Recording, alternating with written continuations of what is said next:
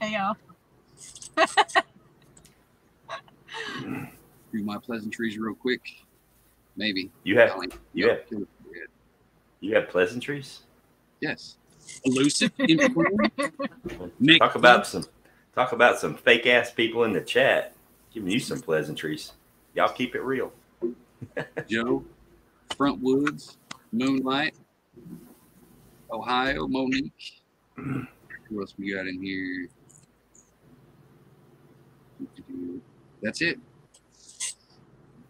Well, we got 10 people watching. We got 3 people?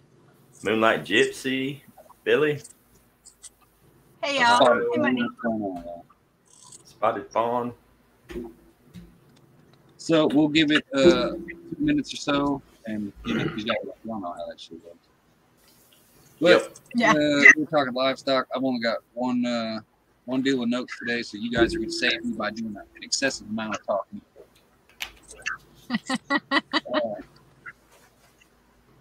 I can do that.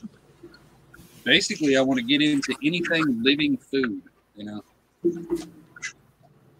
and pretty much go from there. We're going to go, we're still using the 40-acre outline, if you guys remember. Pretty much a square, 40 acres, perfectly leveled, wooded, blah, blah, blah. But we're going to assume that we're trying to feed 200 people, and we'll go off of that premise and work from there. Sound like a plan?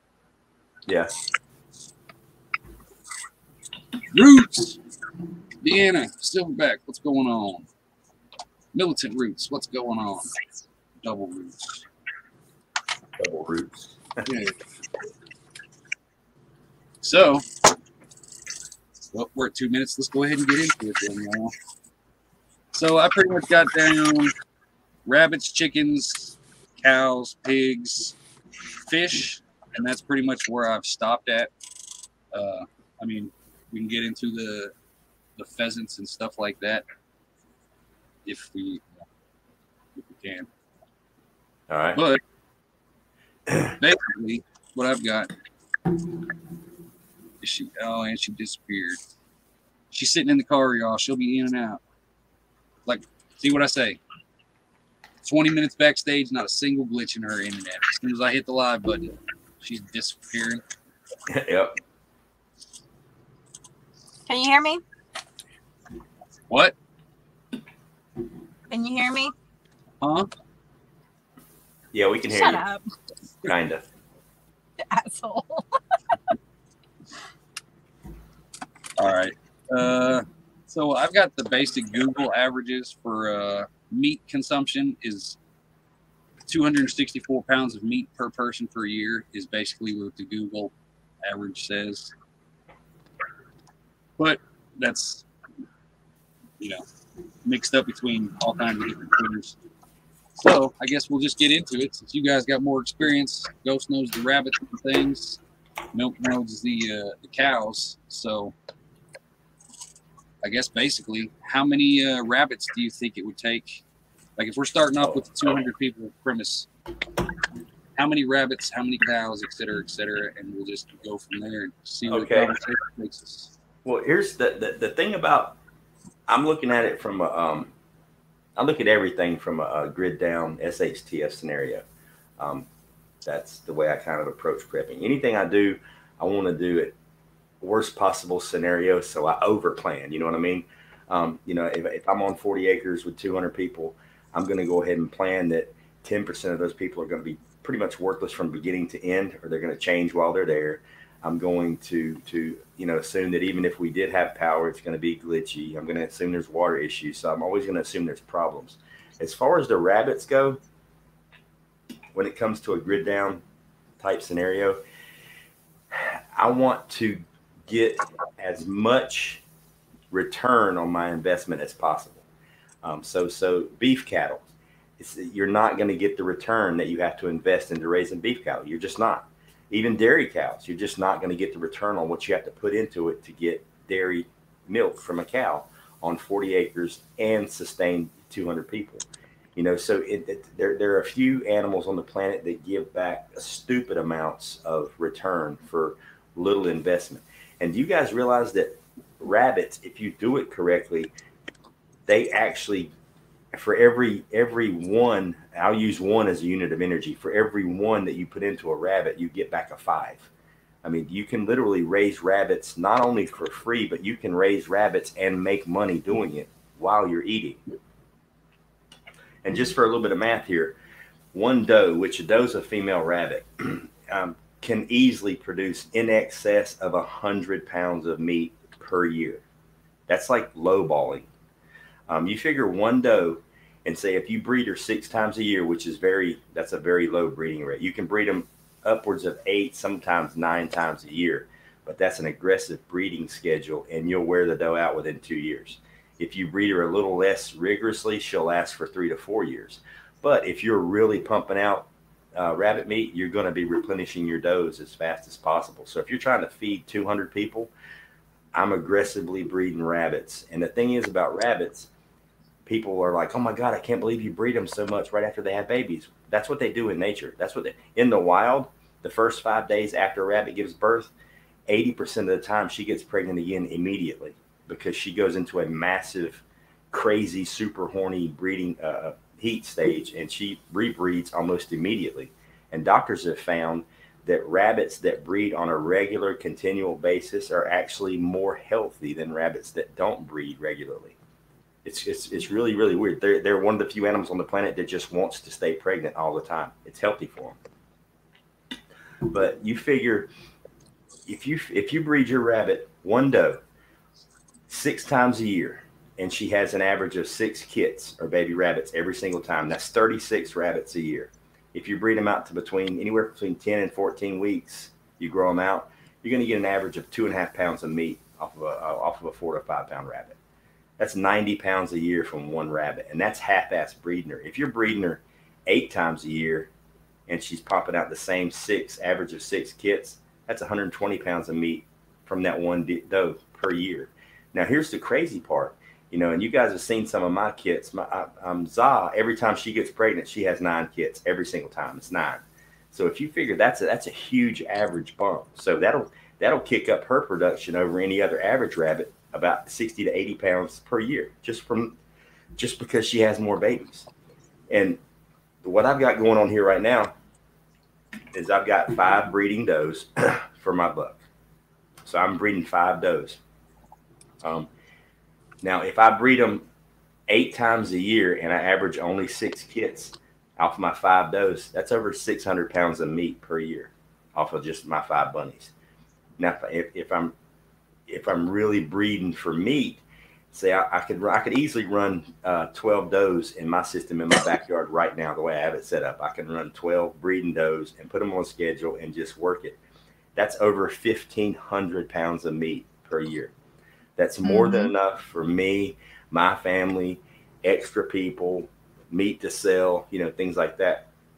How much space do you think that would take up? Like, I can tell you exactly how much space it takes up.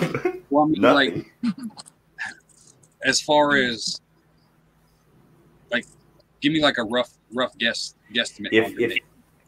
My cages, they're set up. They're 2 foot deep, 2.5 foot, 2.5. They're 3 foot tall. They're 2 by 2 by 3. There's plenty enough room for a rabbit to run around, stretch out, lay out, the whole 9 yards. But so it doesn't take much room at all. You're talking about a footprint of 2 square feet per rabbit. That's if you raise them in cages up off the ground. Now, here's the cool part. One 50-pound bag of rabbit pellets, it runs around, I found them anywhere from $16 to $22. And the cool part is you can breed a female rabbit and open a brand new bag of feed, and you can feed the mama rabbit and all the baby rabbits from that one bag. It costs you $20 to grow out 8 baby rabbits. If you just sell one for $30, you just made all the money back it costs to raise them, and you made a $10 profit. But now if you choose to tractor your rabbits, which is build your little movable cages on the ground and just let them eat grass, now you're cutting your feed costs drastically. I mean, you can literally feed a rabbit nothing but grass. You don't have to do pellets. It may take a little bit longer to grow them out to 5 pounds. I mean, you might not be able to butcher them at 10 to 12 weeks. You might have to wait to 16 weeks. That's not a bad thing. That's actually a good thing, because it gives the hide chance to thicken up. because you really can't salvage the hide on a 12-week-old rabbit. The skin's too thin; it falls apart. If you grow it out to 16 weeks, now you've got thick skin. Now you can tan the hide, and those hides, tanned hides, from a basic white all the way up to the real colorful, they go from anywhere from 10 to 40, $50. I mean, you can make clothing out of them, blankets, whatever you want. That's what I'm doing with the ones I got now that I'm growing out. Yeah, see, that was one of my main things was how old do they have to be before you can actually tan the hides? They need to be at least, what I've heard, I mean, you can harvest them at between 10, 12, 14 weeks. For the longer, if they go past 14 weeks, the older they get, the tougher the meat gets. Yeah. So that's the kind of trade-off you make. But lots of times you're going to be making stews anyway. So stew meat can be a 4-year-old rabbit. It doesn't matter. The meat's going to tenderize itself when it cooks in a stew. But the older it is, plus they get huge. It's like my big buck tribe, bro. He's probably 18 to 20 pounds, man. He's massive. Like if I was to skin him right now and tan his hide, I could literally make half of a jacket out of just his hide. Like he's huge. He's the size of a small dog. And they grow really, really fast, like super, super fast. All you got to do is water them, and they can, dude, you can legit just put them on a tractor and not spend any money raising those rabbits. But if you want to speed it up, get them some pellets, feed them some greens from the garden, things like that. And it's there is no better meat option than rabbits to me. And chickens are good, but to me, as far as the energy that you got to put into them, rabbits are just the shit. And chickens rock because you get the eggs. If it was me and I'm doing 40 acres with 200 people, I would focus on multiple rabbitries doing the rabbit meat. I would focus on obviously chickens for the eggs and the chicken meat, and I would obviously focus on goats. I would be able to substitute goat milk for cow milk, because goats just like chickens and rabbits, they'll pretty much find their own damn food if you leave them alone. So there's all the meat that you need. 3 types of meat, so you don't have to worry about rabbit starvation, which a lot of people, I can't believe somebody ain't put it in the chat yet. But if you're stupid enough just to eat rabbits, then you're an idiot anyway. you need to die. If your preparation for long-term food is just rabbits, then you need to go ahead and remove yourself from the gene pool right now, because that's piss poor planning. You know what I mean? If all you got is rabbits, then yeah, just don't even fucking try. Right. Obviously you're gonna have other stuff. So if you concentrated on rabbits, chicken, and goats, I mean, that's in my mind, that's all you need as far as the meat, except for I would actually do the aquaponics with the fish. I would have me an aquaponic system set up for the gardens to really pump the gardens up. And the cool part is I don't have to build a tank. If you've got a pond and you stock it with fish, you can just use the pond water as your aquaponic system. Mm-hmm. Agreed. But as far as the livestock on my end of it, it would be rabbits, chickens, goats, and fish. Because the best part is the manure from the rabbits and the fish water from the fish poo. That's all the fertilizer you're ever going to need for your garden. You're never going to need to buy any fertilizer at all. You won't need to buy it. So you're not spending money on fertilizer.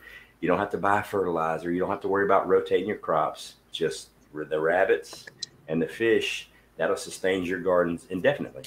And the cool part is the greens from the garden, that's going to be part of the food for the rabbits. It's going to be also part of the food for the tilapia if you're raising tilapia, because they're omnivores. Mm-hmm. So it's like a circle to where you're putting you want to put as little energy as possible into it and get a massive return. And you can't do that with beef cattle. You just can't do it. Yeah. Go ahead now.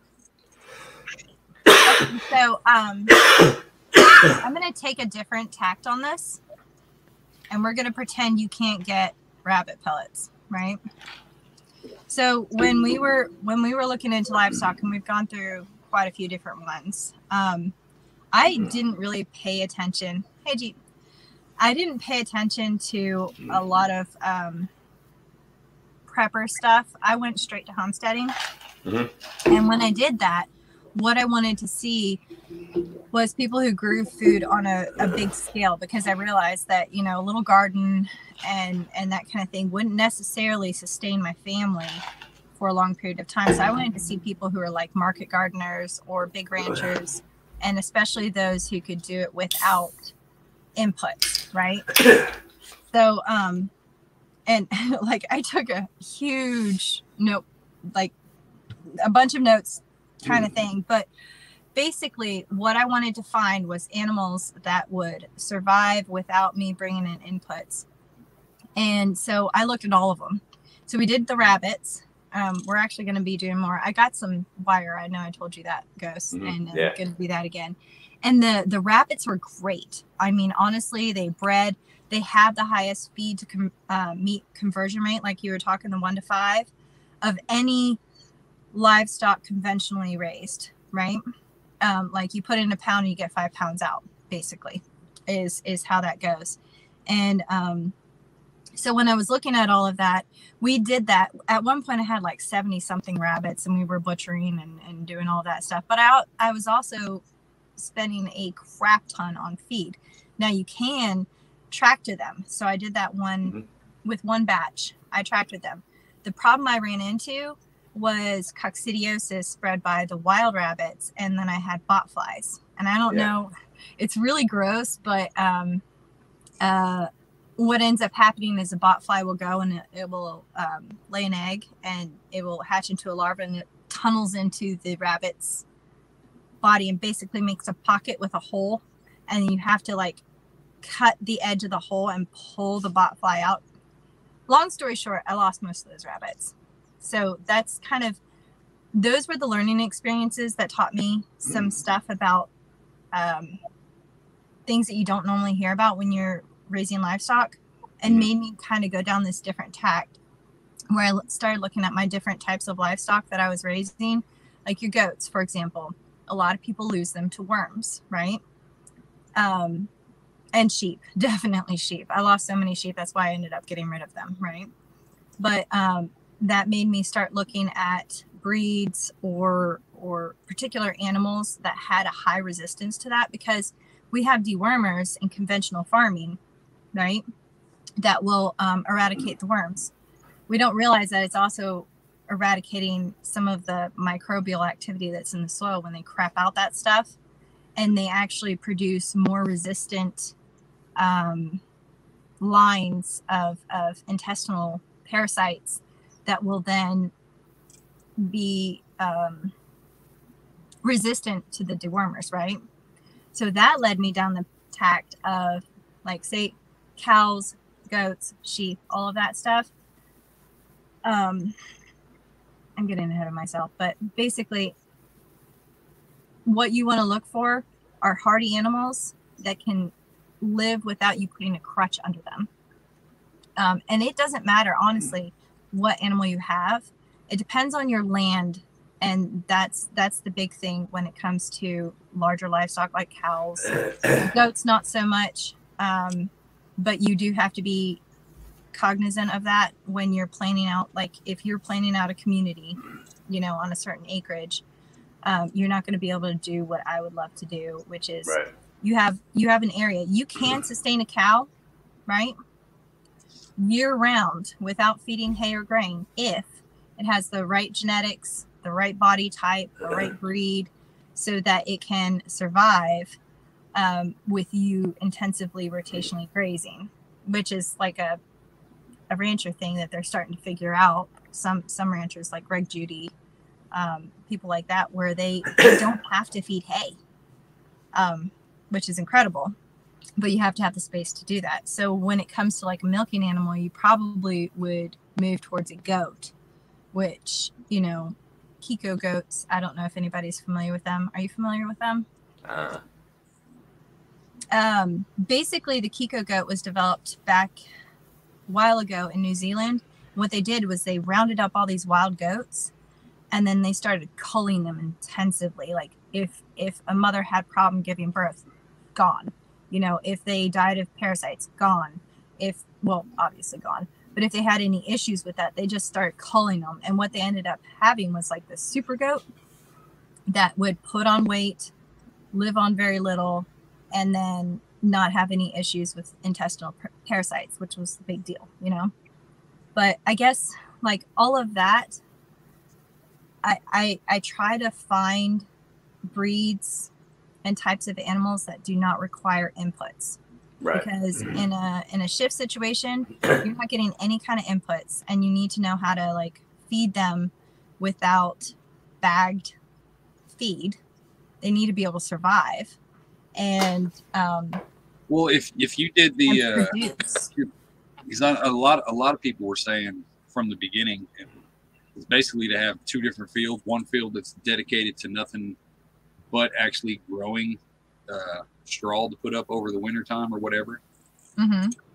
So how much space do you think that would take? Because if you're figuring what an 800-pound cow, you're getting roughly 300 pounds of meat, somewhere in that range. Yeah, probably. Normally I'm thinking like 1,000-pound cow will yield roughly 500 to 600 pounds, something like that. I could be wrong. If Tiger's in the chat, she'll probably correct me. But yeah, I think it's about that. Would it be more effective to do, okay, this is a designated cow field over here, and this field is nothing but growing grass without bringing them back and forth, or would bringing them back and forth actually help the situation?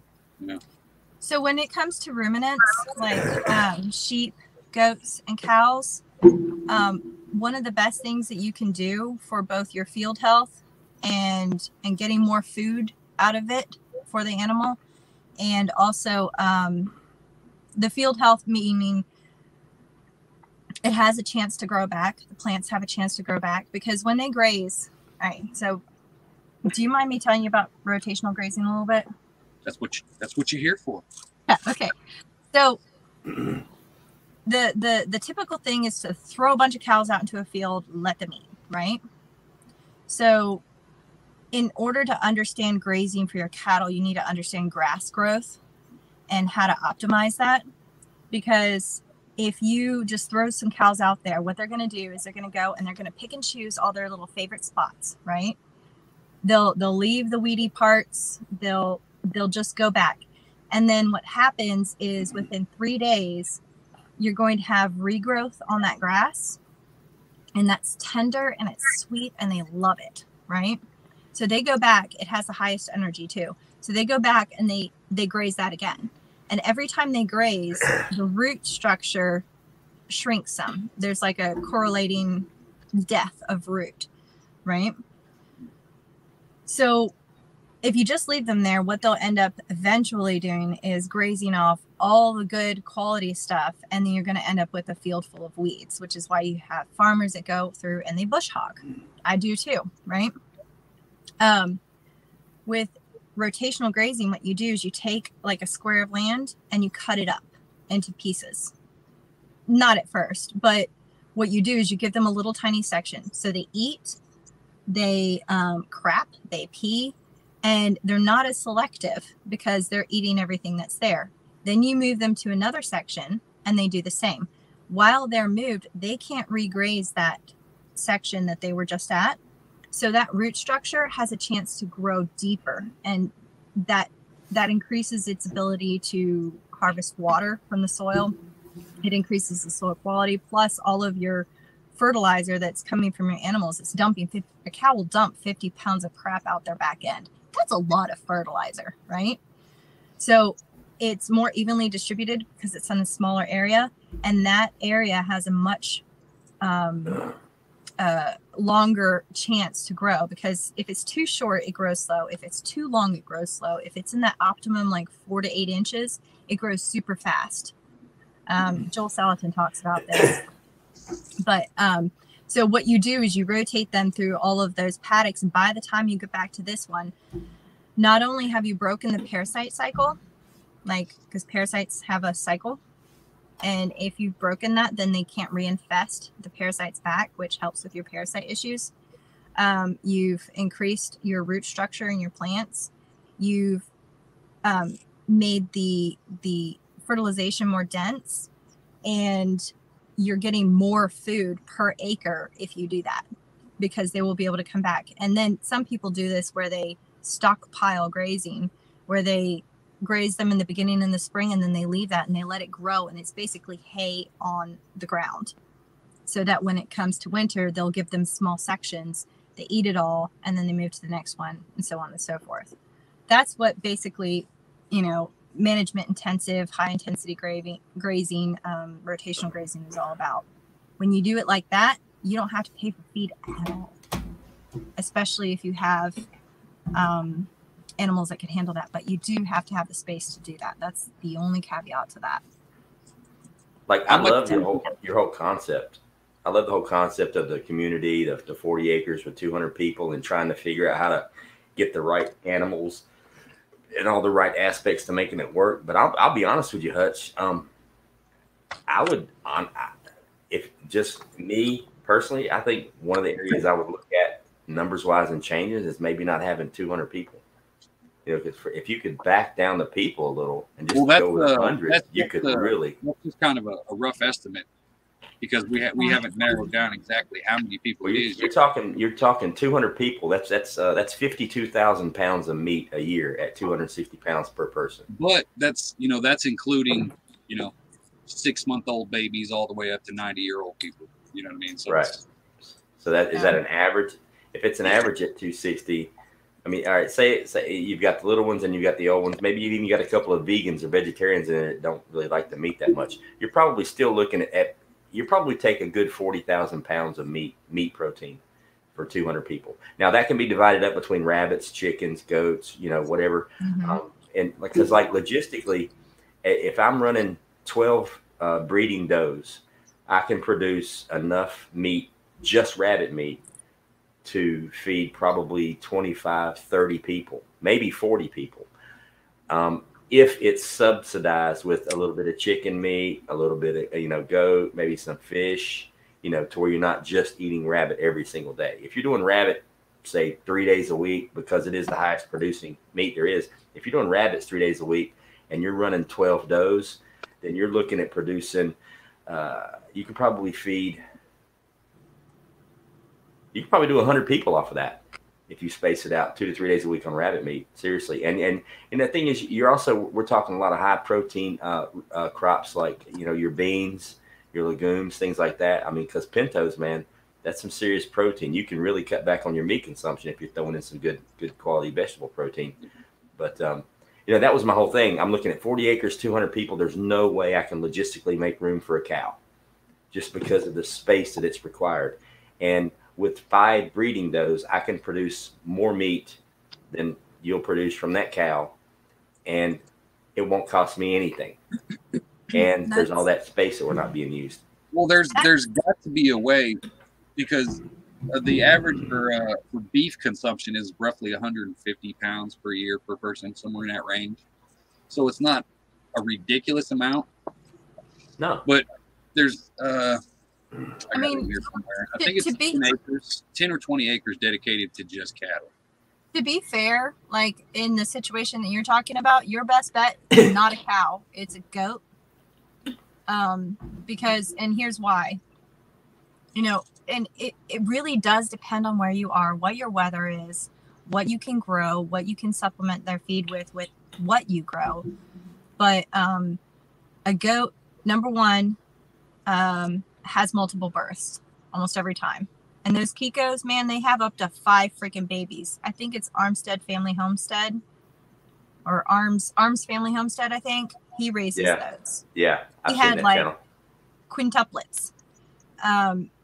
They do milk. They do meat. Although I don't think they're primarily a milk goat, but you can milk any goat. I mean, it's like you can milk any cow. It's just you're not maybe going to get as much if it's a meat cow versus a milk cow. I mean, people milk those Scottish Highlands like Thorhaven Farm has. But goats are probably your best bet, especially if it's wooded, because they'll eat a whole bunch of the stuff. Problem is, if you can blow smoke or throw water through a fence, they can escape. Yeah. They're a pain in the ass. There's a reason why I've had goats 3 times and I've gotten rid of goats 3 times. They will eat your whole dang garden. And another thing, too, is if you're talking about people surviving off of what you're growing, you're going to have to put so much energy into a cow that's going to take up 1,000 times more room. And if you've only got one cow, what happens when it dies? You can't replenish that. You know what I mean? You can't.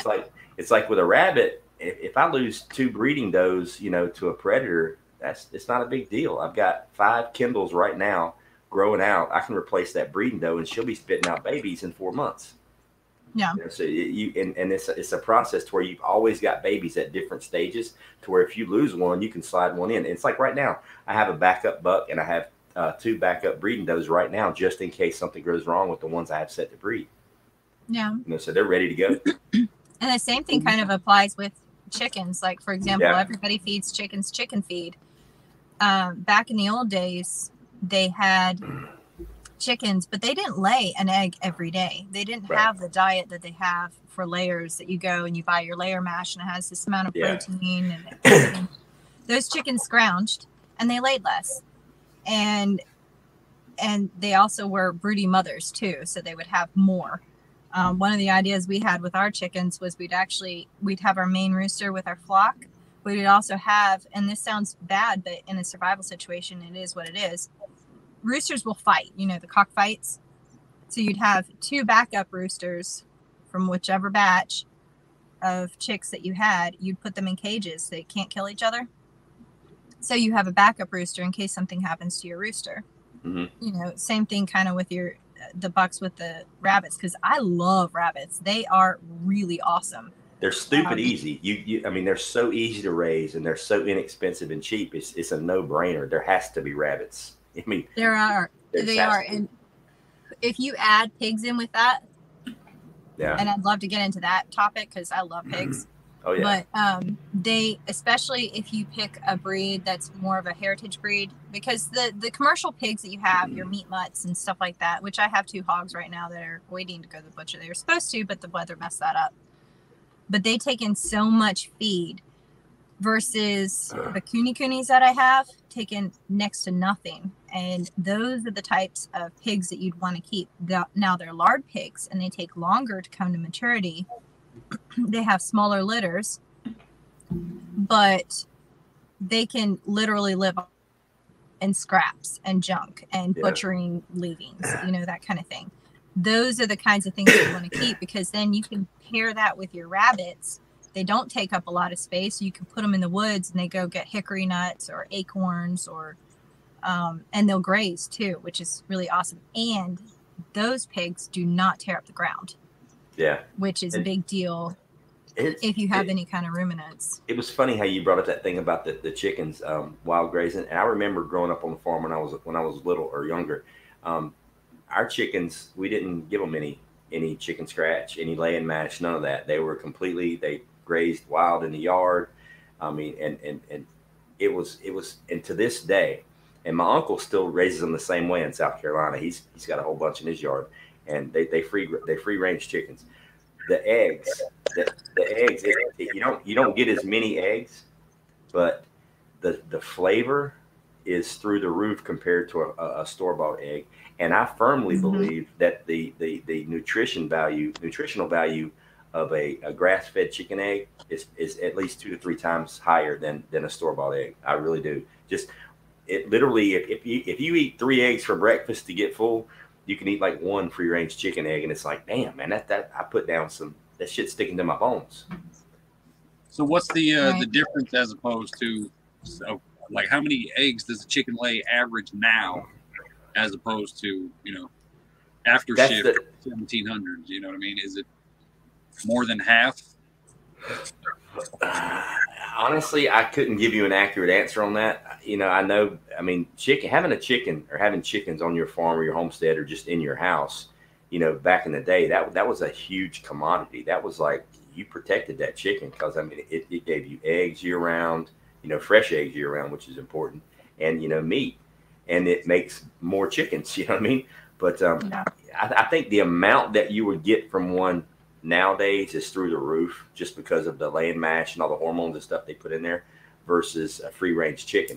The problem is a free range chicken is way hardier. They're tougher. They're used to predators. I mean, I've seen my chickens in the yard fight hawks and shit coming down mess. I've seen them fight dogs. You know, a farm raised chicken nowadays, they'll basically just roll over and die. You know what I mean? So it's like it's a tougher breed of chicken. They're a badass. They're shift chicken, man. You might get an egg a day. I mean, you know, maybe every other day, but that's still doable. You know what I mean? I don't eat eggs every single day. It does depend on the breed. It depends on the feed, the breed, whether they're in molt or not. Like I've got golden comets right now. They're a cross between, I think, a Rhode Island red and a Leghorn. And their laying life is about 2 years. They'll lay an egg every freaking day. But then again, I give them laying mash. They would lay less if they were just scrounging. And then, of course, you have to watch out for egg eaters. Random had a question earlier about corn for cows. And no, I don't grow corn for my cows. I haven't gotten into that yet. Yeah, backwoods. Yay. They're good chickens, those little golden comets, but they say they're not broody, but I've had a couple of broody hens. But back to the livestock feed. I told Hutch about this a while ago. Cornell University has an online library with PDFs, and I sent him the link, or I can put it in a comment. But basically, they have an online archive of old farming manuals of how people raised animals before, you know, bagged feed and tractors and all of that stuff, how they did it. And it was called the Core Historical Literature of Agriculture. And they have a search function, and you can print off the PDFs. But basically, it shows how people raised livestock before, or gardens, before all of the new stuff, like how they did it frontier wise. And I think that's a really valuable resource. It's hard to kind of dig through all of it, but I mean, everything from potato peelings that you boil and feed your animals, depending on the species, old remedies for, you know, issues, medicinal, like natural medicinal things, like the kind of stuff that if we were to hit ship, you would want to know, that kind of thing. Because, and sadly, the animals that we have now, even rabbits to an extent, the yield that you get off of them is all based on bagged feed. Yeah. So like you were saying earlier, Ghost, you know, if you tractor them, and I found that to be the fact, if you run them across the yard, you know, just have a little cage on the ground, and they do dig out the little buggers. But if you move them across, there's a, oh shoot, I can't remember the name of it, but there's a farm out in Kentucky that does workshops for butchering hogs, and they raise rabbits and stuff like that, but they tractor them. But they said that they found that even when they tractored them across pretty lush grass, they still had to supplement some with pellets for the vitamin content that they were missing out on, because, you know, wild rabbits, they go everywhere. They chew on bark. Well, I'm supplementing my rabbits menu this year because I'm in North Carolina, so I have quite a lot of pine needles. So that's a really good source of vitamin C, and they love pine needles. And then also I'm going to grow a lot of really dark green, healthy nutrient greens like collard greens, spinach, kale, Swiss chard, things like that, and ship that straight to the rabbits like daily. So I think I can come up with a nutrient rich, natural free. Right. I may grow my own wheatgrass. I may and do the and elevate it, because that's one of the reasons why I raise my rabbits in cages up off the ground now. It's because we do have a lot of wild rabbits in North Carolina, and I don't want to get them sick, you know, from all this shit going around. So that's why I have them off the ground. Otherwise, I would tractor, but I don't want to take a chance, you know, and get them all sick. I ain't doing that. So that's why I'm raising mine up off the ground, and it is a little bit more of an expense by, you know, building the cages and doing all that good stuff. But like I was saying, Hutch, I've got 2 cages right now. Each cage holds 6 rabbits, and each cage can hold multiple rabbits at one time. You don't have to have just one rabbit in there, as long as they're like litter mates and it's male or female. Like I've got one cage right now with 3 males in it from the last litter. They're 8 weeks old, and they get along just fine, and they're in a little cage, happy as can be. They're kind of like fish. When you put them together, they'll school. But if you raise them their whole life in a cage by themselves. Did you try to throw them in a cage with somebody else? No, they're tearing shit up. But since the day they were born, they've been in the cage together, so they're fine. But I've got two cages. I've been trying to think of this random idea to pretty much make a rabbit island kind of deal. To basically just get some maybe 6-inch PVC or CPVC and just make like a grid of tunnels and then just bury that shit. And then just put, you know, a net fence around it, maybe some chicken wire down, and then put the thingy, that way they can't dig out. But it's like a self-contained little village. I know it would be. And like here too, I'm on a slope, and you know, if we get a lot of rain, you know, there's a lot of runoff, and there's so many different things that can happen to rabbits when they're on the ground if they're not undercover, because with predators and stuff. And that's like, to me, I just said, screw it. I'll spend the extra $150, $200 and build these cages. So then I ain't got to worry about that. You know, they're up off the ground. Nothing can get to them. You know, snakes can't get to them, you know, nothing. So it's like, that's a safer part of it. There's maintenance involved, you know, keeping the cages clean, stuff like that. But I don't have to chase them down when it's time to cull. I don't have to chase them down when it's time to breed. I don't have to worry about inbreeding or line breeding if I raise them in the colony. But here's the thing. If you're raising them for meat, it doesn't matter if you're inbreeding rabbits. Honestly, if you've got a litter of rabbits that are just massive, like huge, well-behaved, they produce a lot of bunnies, and you're just raising them for meat, it doesn't matter if you're breeding brother to sister. You're going to fucking eat them. You're not taking them to the fair. You know what I mean? It doesn't hurt anything. It hurts absolutely nothing to inbreed if you've got good quality rabbits. If you're going to raise them. You can improve your lines by inbreeding, because all of the really bad stuff will come out. Those are the ones you cull, and the ones with the superior genetics, you know, they're the ones that survive. And I mean, honestly, they can almost outperform themselves. Like I had one doe. Oh yeah. I mean, if you think about it, the only reason you have these expensive purebred foo-foo dogs is because they were inbred for a few hundred years. That's the only reason you get a dog to look the same over and over and over again, is it's inbred out of its mind. You know, so yeah, like you know, Za, I mean, she spits out 9 kits every time. Well, there's 3 of her does and 1 of her bucks. I got a new backup buck from her litters, and I've got 3 new does to replace the 3 of my breeders now from her. But why? Because she spit out 9 babies in July and raised them all. You know what I mean? That's a good mama. Yeah. Sophia had a question earlier about some disease and vaccinating. I don't go that route. When I get animals, either you live or you die, pretty much is the rule with my livestock. I don't baby them. I mean, I'll take care of them. If there's something that I can fix, I'll do that.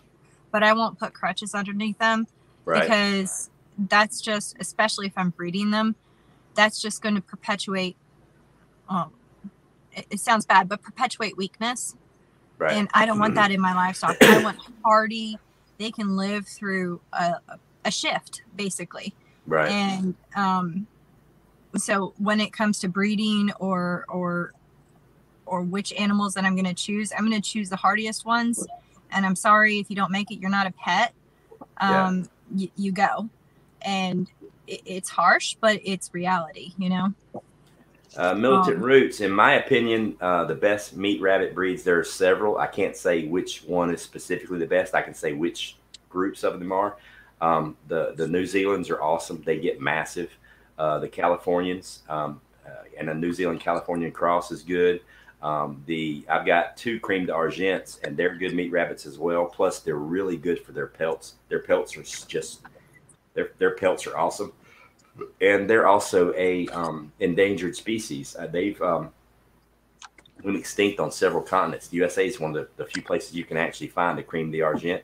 So they're really expensive. Like each one of the kits I can sell for $50 to $80 a piece, right when they're born. You know, so if I breed those 2 and I get a couple liters of kits, I could literally just sell the cream d'argents for their pelts or for their as a breeding rabbit and make a shitload of money on the rabbits. Ark. Now here you are. Yeah, I had to shave it up. Yeah. Hey, comrade, or however you say your name. But yeah, it's, you know, and I'm partial to the rabbits just because it's stupid easy. They produce an insane amount of meat, and I mean, you can literally do it and it costs you nothing. I mean, you can literally put your rabbitry on the front porch of your house. It's going to smell. You know, so as far as how much room do you have to worry about for the rabbits, don't even consider how much room it takes, because you can go vertical with the cages. You can put them on the roof if you want. You can put them anywhere. You can raise them inside if you really want to deal with it. This year, I pretty much got like a half-acre sectioned off for nothing but rabbits. That should be more than enough. Man, half-acre would hold a lot. Half-acre would hold more than you can handle. Like right now, I've got my fenced-in area is it's 20 feet long by 10 foot wide, and I've got 25 rabbits in there right now in their cages, single stack. I haven't even went vertical yet, and I've got room coming out of my ass. I can literally in that 20 by 10 space, I can get 100 rabbits in there easy. Now, if you're wanting to feed your rabbits in cages, right, and say you don't have bag feed, you're probably going to have to take into account growing some stuff for them, like say pumpkins. You can do. We'll do the dark green leafy vegetables, not iceberg lettuce, not celery. That shit's worthless. That has no nutritional value. It's actually bad for your rabbits. Not carrots. Rabbits don't eat carrots in the wild.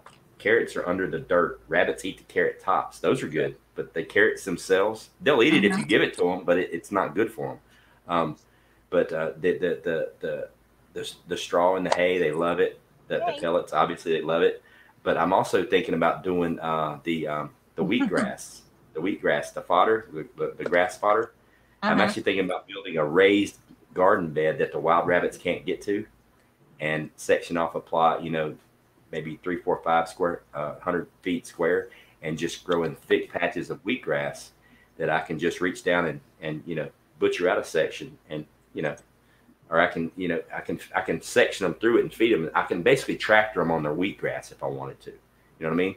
Like run a batch through there and just because wheatgrass is and I've got all these different ideas and ways to do it, but because I'm not. If it was up to me, I would do I would just fence in an area and turn them loose. I do the rabbit colonies, but because we have so many wild rabbits here and so many predators, it's a chance I just wasn't willing to take. I don't want to deal with disease, and I don't want to deal with predators.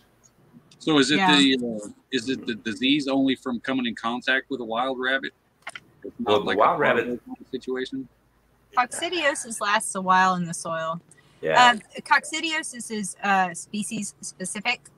I mean, you have other issues. You have your predators that are more likely. You have them digging out, which is more likely. I mean, some people do colonies successfully, but then there's other issues because they will kill each other.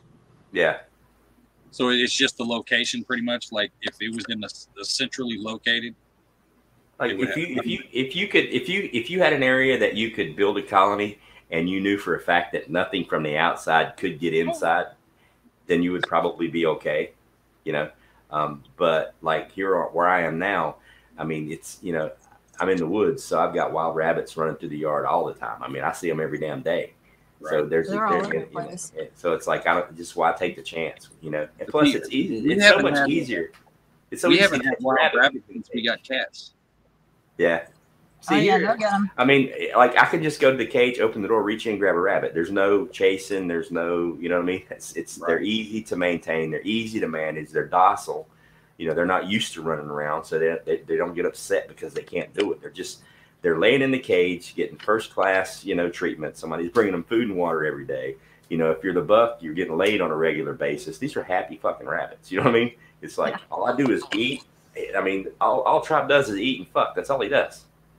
He's just now. Is there a way, like when you start going vertical, then you got to start getting crazy with the like the shit slides, right? Yeah, you just put a ramp, a roof tin, make plywood. It a good angle. Yeah, trust me on this one. Yeah, get you a good 45-degree angle, and you're fine. Well, is there a way to do it? Because I'm assuming you've got the holes in the bottom of the thing.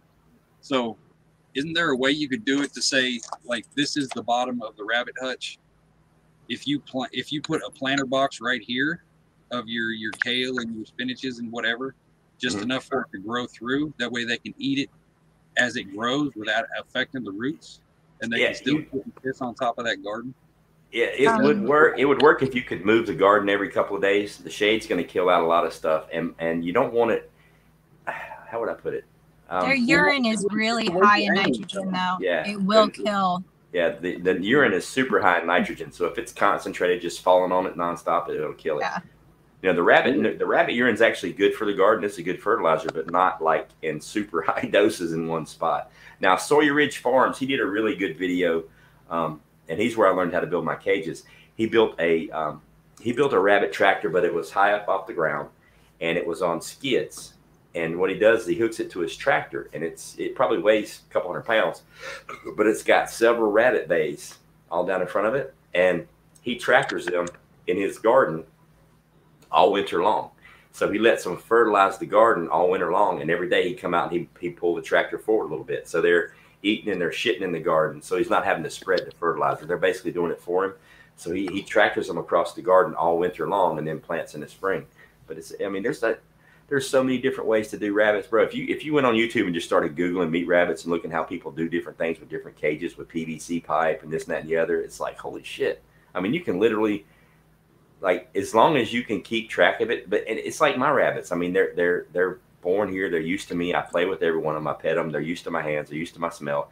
I've had several of them get loose. I had one get loose. I just got him back 3 days ago, and he's been loose for 2 months. Running around the yard. But here's the thing, he didn't go anywhere. He would be waiting at the back door every day when I'd come outside to feed. He's at my feet when I'm filling up the water buckets. He follows me to the cages. I'd feed him. I didn't try to catch him.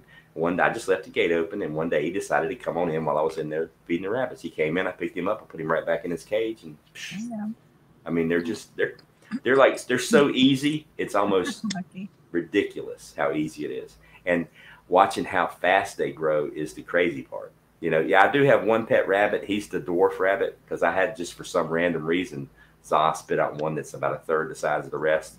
So obviously I'm not going to put him in the breeding program, and it'd take 15 years to grow him out big enough to eat. So he's just going to end up being he's going to be the mascot. I'm stuck on this. I want to try this. All right. So it's just the urine that would pose a problem? Oh no, the urine is because it's like, dude, rabbit piss is fucking insanely potent. Like if a rabbit pisses on you, you're gonna know about it. It'll eat your wood. Yeah, it's like super super condensed. It's way worse than cat piss, in my opinion. But yeah. And rabbits, like if the same kind of concept with a planter, but if you had like a screen on the bottom that was maybe 6 inches deeper than the roots, you know, that way you don't have to worry about roots coming out. Would that? I mean, I think it would probably work just fine. You would get some growth, but you're going to have reduced sunlight because it's going to be in the shade for quite a bit of time. But see, like, I was thinking like on my greenhouse, I was looking at it today. Like I literally don't need the roof because all my main sunlight comes in from the side walls. Right. So it can be, you know, based on how you set it. You could the problem, it'll probably work. The only problem you're going to run into is the direct sunlight on the rabbits. That's not a good thing.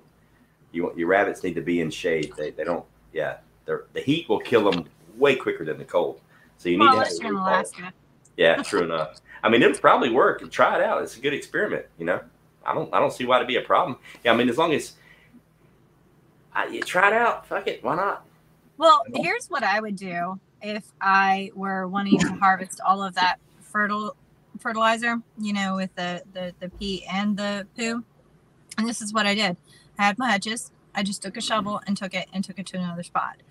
That's now, for a while there, I experimented with mixed grains versus pellets. And they would be picky and they'd dig through it and stuff. And then seeds would fall and then they'd sprout. Some would sprout, some would not. And where they concentrated, because they honestly have kind of like little pea spots that they go in. Yeah, they pee in the same spot over and over and over. Those areas would never grow. And yes, GTP, it would eat wood. Yeah. That's why, honestly, if you're going to build cages, if you're going to do the cage thing, you don't want any wood at the bottom part of it. Or if you have a buck, anywhere on the sides, because the buck, well, they flick pee. Like, it's their kind of greeting when you go to feed them. The bucks do. I mean, they'll piss all over you. Yeah, they'll piss all over you. Yeah, they're like, hey, and then they pee on you. It's like me that I'm upgrading my cages because I need more support on the bottom because of the weight.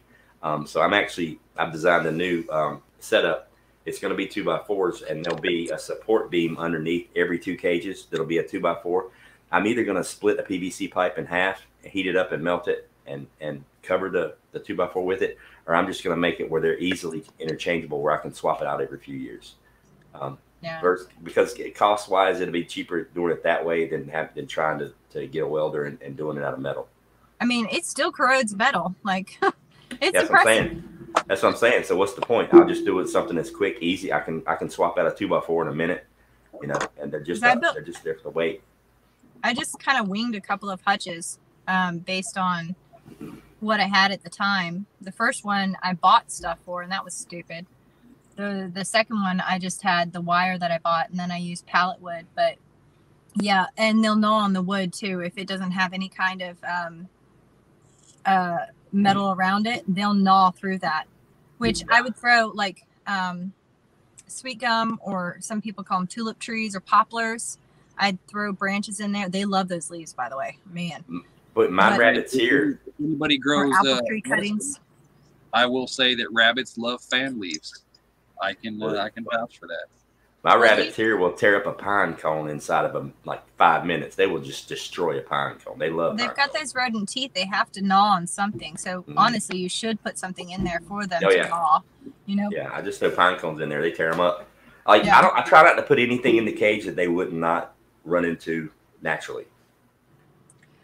But just for shits and giggles, because we were covering rabbits a lot, but I think that you could get the most potential if you have a variety of animals. And because rabbits definitely feed conversion, highest rate. Now, if you have them in cages, you have to bring them their food. You have to make sure that they have all the nutrients that they need. That can be a lot of work. Yeah. Some smaller ruminants like sheep or goats, they still have a high birth rate. And if you get hardy enough animals, they're going to be useful. Especially, you can't milk a rabbit unless you're Meet the Fockers type. I know, right? But like, and that's useful calories that doesn't actually end the animal's life too. But having a diversity, like say pigs, for example, to cover your fat content that you're going to need, and that fat can be used for so many things. Like, well, would you like to get into cooking, even like moisturizer type of things? They're going to be very useful, in having the right breed that can work, because those were bred, I think, in Korea or Japan or something like that. That's what the guy down the road got from these Kuni things, little black and white spot. Oh, they got all kinds of colors. They're kind of cool. But having something like that also, because here's the other thing, they can take your scraps and turn them into meat, or your enemies, Yeah. But on here I've got 57% of a pig's weight is edible. So if you got a 300-pound pig, it's 180 pounds of meat. And the Google says that it's an average of 70 pounds of pork per year per person. Okay. Oh, see, I didn't even look up all that. Now, does that pork take away from the 260, or is 260 the meat, overall meat number? 264 is all meat in general. All right. Now, you're getting that number probably from your market pigs. So your homestead pigs, your pigs that don't take in a lot of grain, for example, they do mostly foraging, they're going to be smaller. You're going to get less meat, and it's going to take longer to grow. However, you're not going to put in as many inputs. Like my 2 big hogs, they've eaten so much freaking grain. At this point, it's almost like they've cost more than grocery store pork. I mean, yeah, I know what they've been fed, and I know they've had a good life and that kind of thing. But in the long run, that was a waste. But if you have smaller ones that produce, they're going to have more fat, but that fat is usable, especially if say you have rabbits and you want to mix the fat with the lean protein, because like rabbits have twice the protein of chicken and half the fat, something like that. Meat chickens are kind of stupid unless you just want to eat chicken. Yeah. When it comes down to it, like the cost of it, and I'll still do it right now, but when it boils down to it, chicken will be like when that hen finally stops laying and she goes into the stew pot type deal, or it's a rooster, and I'm not going to put a whole lot of feed into that rooster because it's a waste. Do you think it would be better to have like 10 600-pound pigs, or like 20 like small pigs? 20 small pigs by far. Your animals generally, when you're looking at feed conversion, the smaller the animal, it kind of depends with ruminants, but if you rotationally graze them, that's not as much of an issue. But if you're not having to dump a lot of feed into the front end of a cow to keep it big, because everybody wants bigger, but that's not necessarily wise when it comes to sustainability. Right. That's why you butcher a rabbit between 10 and 14 weeks. Because once it passes that 12 to 14 week mark, the amount of food that it digests starts taking away from your bottom line. So you can grow them bigger. I mean, you can butcher a 20-pound rabbit and get, 8, 9, 10, 15 pounds of meat off of it, but it's going to cost you 3 times as much to raise it out to that age. And is the meat different? It's tougher. Yeah, it's tougher. It's tougher. The older the rabbit gets, the tougher the meat is. Yeah, once it gets past 6 months or so, maybe 8 months, it's definitely a stew rabbit. It's got to go into the pot. So basically, it would seem to make more sense to have animals that you could pretty much raise for a year and then do like an end of the year harvest party on everything. Just, Yeah. Other than rabbits, yeah, because rabbits you can start harvesting, 3 months after they were born. Every 3 months, you're harvesting from that mom's litter, and you're breeding her, 2 to 4 weeks after she gave birth. I breed her. She gives birth. I breed her 2 weeks afterwards. Then I wean her 2 weeks after that. Then she gives birth again. So it's pretty cool. All right. Now I know some people, they mix their chickens and their rabbits, and I've seen that combination to where they'll have the rabbits in the hutch, and then the chickens will sit there and scratch the rabbit shit and spread it around and do all that. You pretty much go in and shovel out the chicken coop. Yeah, do you think I've seen that before? Is that something that's worth? It's doable. It's doable because the chickens are going to get a lot of extra protein from the insects they're going to be eating that are going to be down there around that rabbit manure. So they're going to keep the insect level low because the manure is going to draw insects to it. So the chickens are getting free protein. They're scratching through the manure, so they're it's getting aerated good. But you still got to go in there and shovel it up and take it where you want it to go. And the only problem is chicken manure isn't cold like rabbit manure. So you may run into some issues where you're putting some hot manure onto your garden versus rabbit manure. You can shake the rabbit right over the plant and let him drop his load, and it won't hurt a thing. But chickens will kind of burn it up. Doesn't chicken manure need to cook for like 6 months at least? Yeah. But if it's mixed in, because I know I was mixed in. It's chicken manure is hot as shit. I know you got to let it. Yeah. I know I usually let it sit for about 48 hours or so. Yeah, I know you got to cook it for a while. I don't think it's as hot as some other manures, but I can see a benefit of mixing the chickens in with the rabbits if they're up in cages, just simply because they're going to keep the insect issue to a minimum, and they're getting free protein. Yes, so that's a good thing. That's a good thing. But is it going to affect the potency of the rabbit manure when you go in there and shovel it out? I don't really know. What, when you shovel out rabbit manure? Well, if you've got chicken manure mixed in with the rabbit manure, is it gonna negate the effectiveness of the rabbit manure by having some hot manure in there with it when you put it on the garden? I honestly, you can quick compost. I forget what the term is for it, but you put enough carbon in with your nitrogen, and it's like called an 18-day compost, but it's intensive labor wise. But I have done that before. And then grown plants in it. basically if it starts to smell like mushrooms, it's done. But yeah, it's really labor intensive. Like it was a lot of work. It's Yeah, super I hot think composting. if you're also diluting it with the rabbit manure, it's not going to be as much. It's not going to be as potent because so it'll dilute down. So you should probably be okay, I would think. Yeah, And probably, it depends wouldn't. if you're hot composting it too. That should cut it down by a lot. At what age do you stop breeding a doe? That depends on how hard you breed her. If you're doing a super aggressive breeding and you're breeding her, 8-9 times a year, you might get 2 years out of her. If you're doing a soft breeding schedule, breeding her 4, 5, 6 times a year, she might go 3.5 years.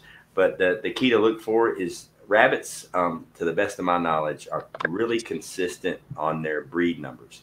So if she usually kindles, 8 kits every time, and then after 18 months, it drops down to like 4 and 5, it's time to swap her out. You want to bring in something else and keep those numbers up. So you can do it either way. You can just pay attention to the doe, or you can just put a time limit on it. But you also got to pay attention to the buck that she's breeding with. Maybe it wasn't her fault. Maybe it was the buck's fault that the breeding numbers dropped. So another thing I suggest is if you have a good buck and a good doe, it's like Za and Tried, they pop out 9 kits every single time. So that's the only buck I breed her to, period. Now I bred him to another doe and she only had 6. Was it the doe's fault or was it the buck's fault? I don't know, because I'm going to swap her out and breed her with somebody else and see if she just breeds, low numbers. So it just depends on the rabbit. Red, you probably like rabbits. Oh yeah, without a doubt, rabbits. You can raise rabbits is one of the only livestock. And here's the great part: rabbits aren't considered livestock; they're still considered pets. You can raise them anywhere. You can raise them in New York City on your apartment balcony. It's considered a pet as long as you have a pet policy there. So you can raise them anywhere. For me, the cool part is rabbits are the only quote unquote livestock animal I know of that you can literally make money while raising them and eating the meat. Like you can sell the pelts. They go for anywhere from $10 to $40. You can sell the manure. Now you can sell a 5-gallon bucket of manure for like $10, man. It's you can sell 1 kit for $30 and pay for all the food that it took to grow him out. I mean, all their manure is great for the garden. Every single part of the rabbit is a positive. There are no negatives. I can't think of a negative to raising rabbits. They're not noisy. They don't make any noise. If you don't have them in an enclosed area, the smell is negligible. So I have no negatives when it comes to rabbits. You can feed them for free. You don't have to spend any money to feed the rabbits. You may have to grow them out a little bit longer to eat them, but that's the trade-off. Everything else, you've got to put in some kind of you got to put a negative number in. You've got to pay for the feed. You got to pay for this. Rabbits is basically the startup cost. And as soon as you get established, then you're pretty much good to go forever. Yeah. As long as you don't freeze them. But do they scare easy? Like they have heart attacks and shit? Oh yeah, you can literally scare a rabbit to death. But like the domesticated type rabbits, I won't call them domesticated, but the meat rabbits, like the ones I raise, they're always around me every single day. I'm petting them, I'm touching them. They're used to me. They know my smell. They're used to humans. I bring the babies inside and let them play and run around. I take Buddy with me to their cage, their kennel. They're used to dogs. I bring the little ones inside. Even Mo, the cat, he plays with them. So they're all these external. A cat is a massive predator to a rabbit. They don't get a lot of exposure to birds because one of the reasons why I put their rabbitry where I did, I put it in the woods behind my house. So there's cover over their head. And the way I built the drop down nest boxes, I've got their cooling tile over top of the nest box. So when they drop down in the nest box, they've got something over their head so they feel safe. But they're raised not to be skittish. A wild rabbit just jumps and runs. The ones I've got here, man, I can literally put them on a leash and walk them down the road. They wouldn't care. As long as you're always touching them, they're pretty good. And I mean, I haven't seen any, get scared to death. I have heard that it happens, but who knows?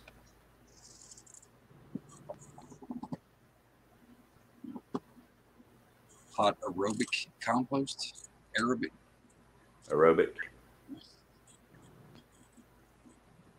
What do you think? My internet's so bad, y'all.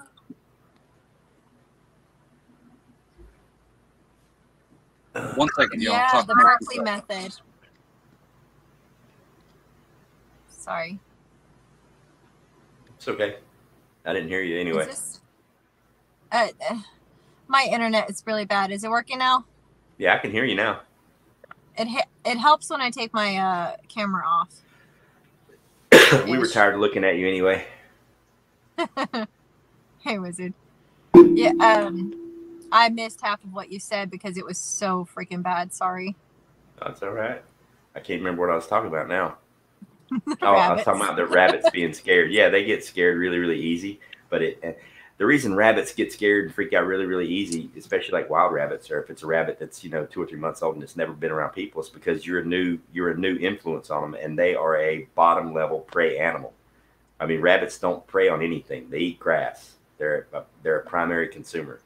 They're nowhere above primary. I mean, there aren't no hunting rabbits, so they are genetically bred to be scared of everything. So if you expose them at a young age to all these different things around them, like being picked up by humans, being held, being carried, having a dog around, a rabbit around, whatever, it's going to seriously negate that. At least in my experience, it has.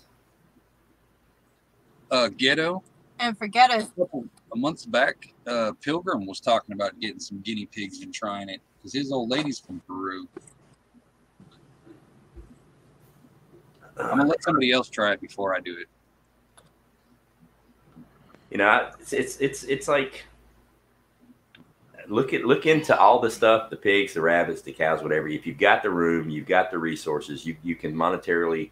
I mean, what's my favorite meat? Obviously, it's beef. Well, no, actually, my favorite meat would be venison, but obviously, raising beef would be awesome. But the money that goes into it, the time, the effort that goes into it, the land that you're going to need, and the risk of if I had a herd of say 4 and I lost 1, that's 25% of my production.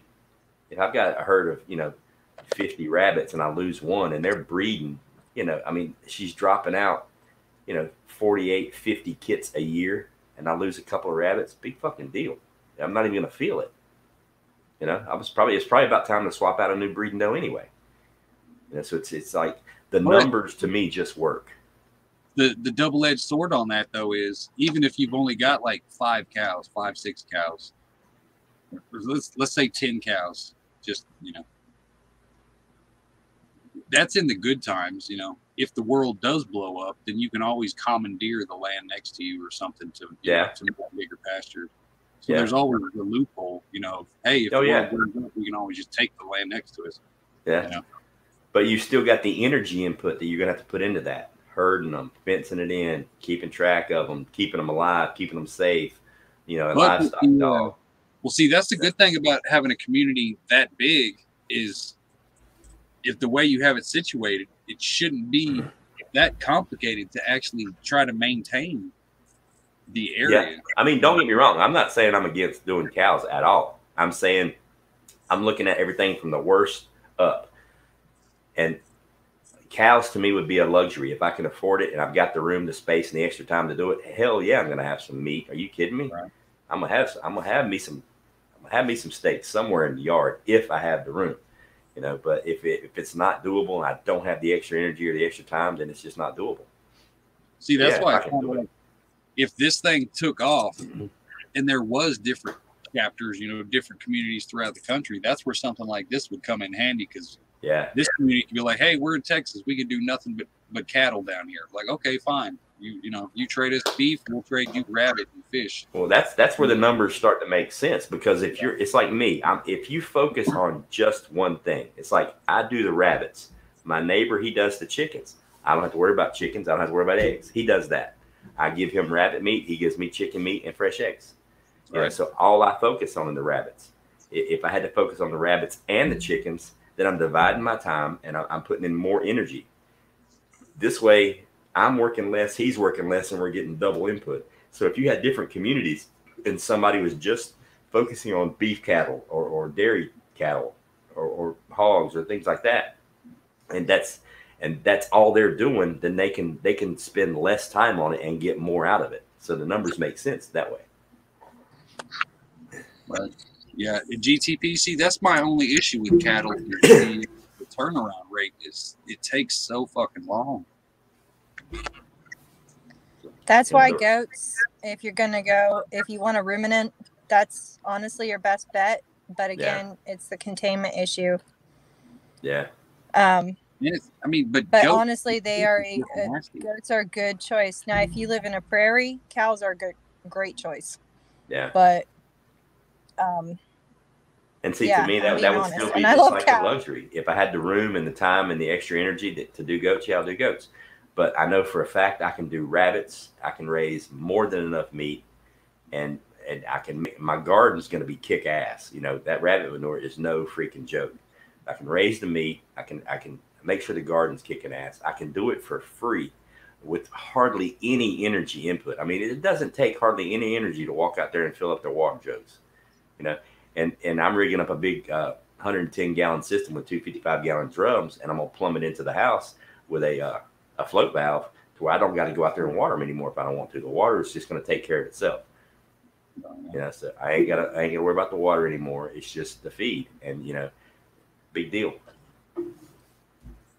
But with the price of beef going up, though, see that. But here's the thing: the price of rabbit meat is higher than the price of beef. The price of rabbit meat is rabbit meat's expensive, man. Rabbit meat is super. They're trying to pass laws right now in North Carolina to get rabbit meat in restaurants because doctors are literally prescribing rabbit meat for people with high cholesterol, because people with heart conditions, because there's no cholesterol in rabbit meat. It's the healthiest meat on the planet.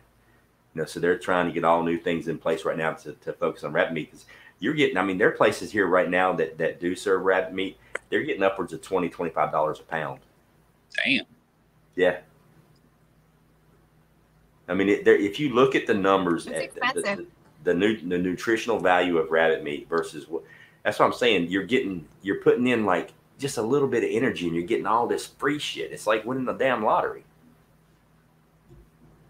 GTP, there's a lot of sheep around us. There's a guy who just built one, and it's literally 12-foot tall fucking fence he put around his entire field, probably 5-acre field for nothing but goats. I was like, Jesus Christ, that's over. What? Yeah. Depends on your goat and how dexterous they are. Just break one of his legs. Yeah. Hobble it. Hobble it. That might be a good idea. Just, you know, tie a rope between his front right leg and his back left leg. Just hobble it. Or it can only take like 6-inch steps. See, I see some of you guys in here are talking about alpacas and llamas. I actually, like, not even too long ago, I looked up because my wife wants a crazy pet to go along with my alligator. So I looked up alpacas and llamas and emus and shit. You're looking at thousands and thousands of dollars for one critter. Yeah. Like the registered alpacas are like $20,000-$30,000 for a fucking alpaca. Plus, you got to watch out. You got to watch out for an emu, because female emus are attracted to male human beings. That they'll try to rape you. They'll try to have sex with you. Oh, say what? It's like a scientific thing. Female emus are like super sexually attracted to males. Like the birds. Mm-hmm. Yeah, the dinosaur birds.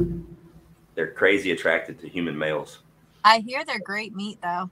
Yeah. For those who have that tick bite disease, the alpha something or other, or whatever it's called. I had a friend that raised ostriches, and he used to sell the ostrich eggs and make bank. What are you talking about, goats? What would be a great investment? Goats? See, here's the thing with goats. Like, they really are the most versatile ruminants that you can have, because they will eat freaking everything. And that's also their problem. They'll eat your garden. They get out. They're hard-headed. They're cute as can be. Like, kids are just adorable. But creepy as shit, man. We had a miniature goat, and he would eyes. he would piss in his own mouth, and then he'd turn around and smile at you with his little demon eyes and shit. Oh. Another cool thing too I thought about doing with the rabbits is just growing a patch of grass in my yard, like let it grow super high, like grow my own straw, my own hay, and just come in with a side, chop it down, throw it in the cage. I mean, there's nothing wrong with like growing your grass a little bit high. You can feed the grass to your rabbits if you want to, if you don't want to tractor them. But I'm gonna just experiment. I mean, there's so many different ways to do it. It can't be that hard. No, I mean, honestly, I think there's a book that's out on how to raise your rabbit without pellets. I can't find it though. There's a couple of good videos on YouTube. There's one guy, I can't remember his name. He's a homesteader, but he put out a real good video series on how to feed your rabbits all natural, no pellets at all.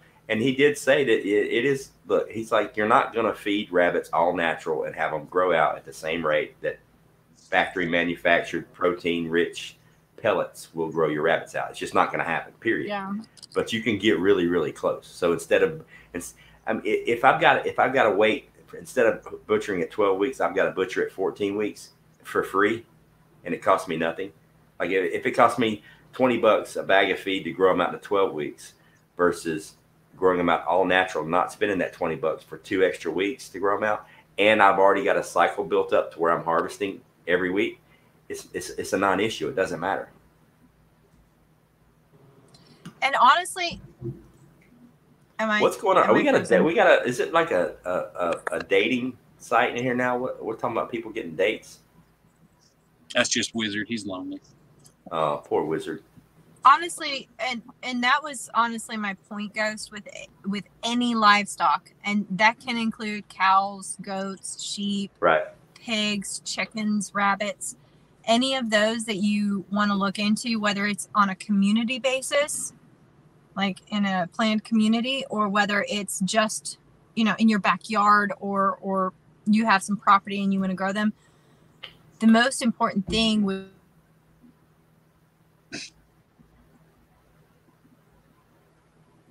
I remember growing up on our farm. It was a small farm, and we had cows and pigs and chickens and turkeys and the whole lot, but we didn't have a whole lot of room. So our beef cow was basically in a barn.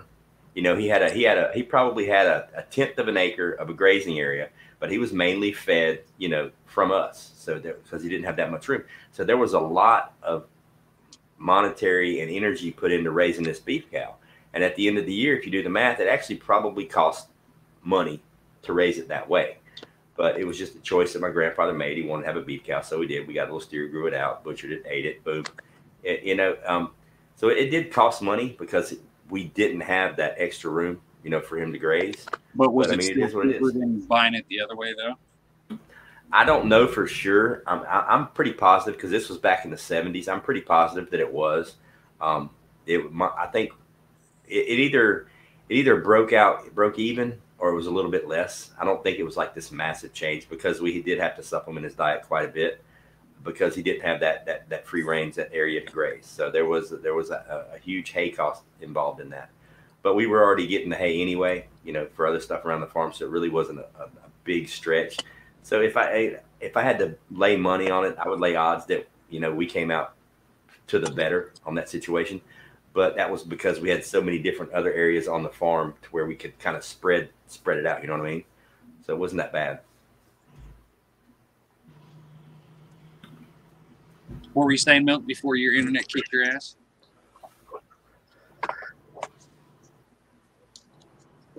I think she does it on purpose. She's doing like a reverse tribe on us. Right. She pretends she's got bad internet just so we'll sit here with our thumb up our ass and politely wait for her to come back. Nobody's paying enough attention to me. Let me dip out real quick. It's like Hutch knows I get way better views if I got some eye candy up here. So we'll wait for Milkmaid to come back. We won't say anything until she gets here.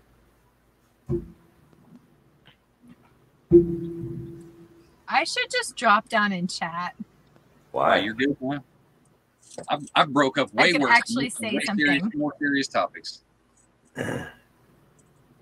I can't even hear what you're saying. We can hear you fine. Can you? Yeah, you're perfectly fine. Your camera's clear. Your voice is clear. Yeah, I can't. Y'all are robots. It's like you go fine all the way up to the point to where you just disappear. And then you come back on and you're fine. Yeah, it's like you talk. You're like, blah, blah, blah, gone. So yeah, y'all are frozen half the time now.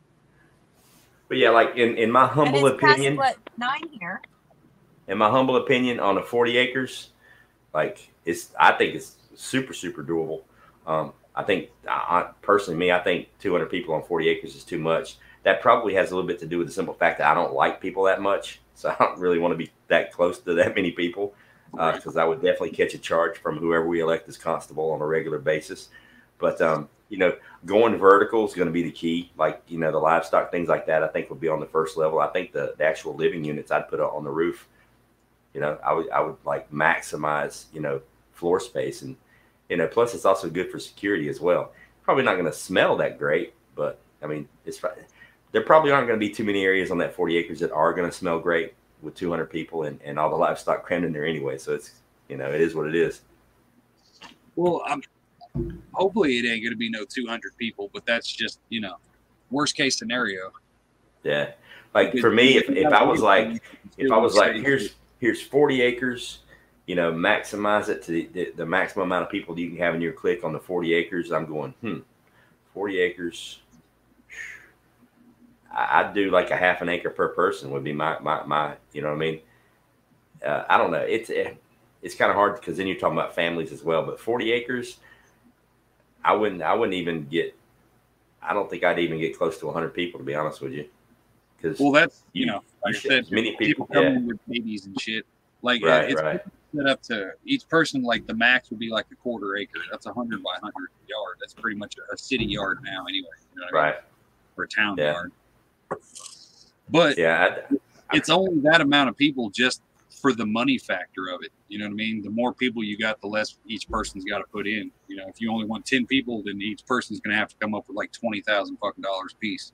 Right. You know what I mean? So it's the fucking catch-22 of it. You know what I mean? True.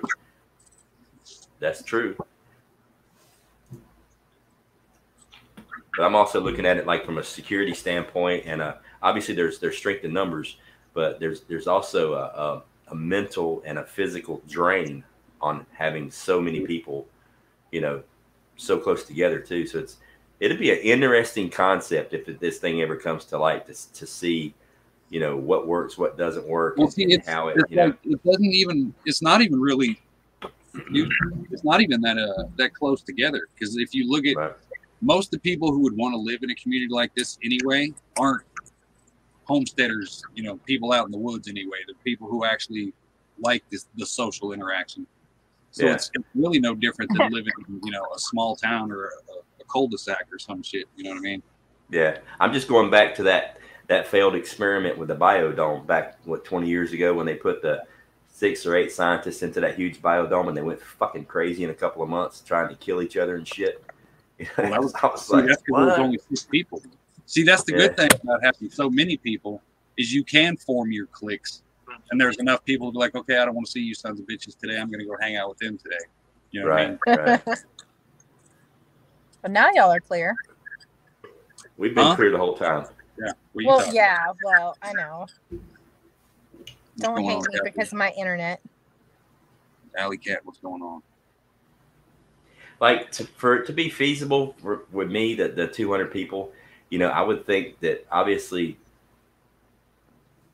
for infrastructure wise, it would almost be like a communal living environment, almost like a Viking longhouse type thing. That's the only way feasibly work infrastructure wise where you can make it work. It would be very communal living, you know, centrally located. You know, I actually drew up I sketched out a few plans on how I lay it out and this and that and the other. Every time I see the bamboo growing on the side of the road, I'm gonna stop and get me some and go and get my forest started.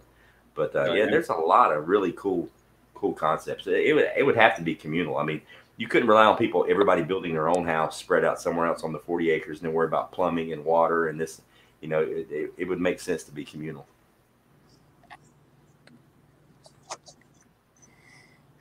And I think meat wise, when you're talking livestock, I mean, you can do rabbits, you can do chickens, you can do goats, you can do pigs. That would cover your ruminants, your birds, fast growing meat.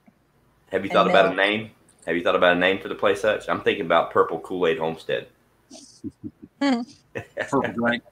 Purple drank living. The Kool-Aid life.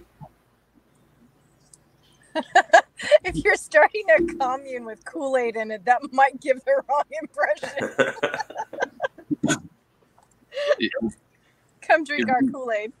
That purple sweet drink.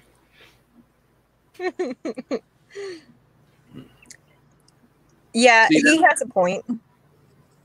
like obviously a smaller community would be way fucking better, but at the end of the day, it comes down to the money, you know. But every day the price goes up on land, on everything. So it's, you know what I mean? The price that we have today, in 2 months, that price is going to be up $200 or $300 just to equate. You know what I mean? Depending on where you're located, boundary lines aren't going to matter that much either in a real shift. Yeah. Well, see, after shift, all bets are off, because then it is full blown. Hey, after shift, that 40 acres might turn into 400 real quick. Yeah, like in an hour. Yeah, I mean, we may have a massive cattle ranch going on. We may get rid of all of that. Stephanie.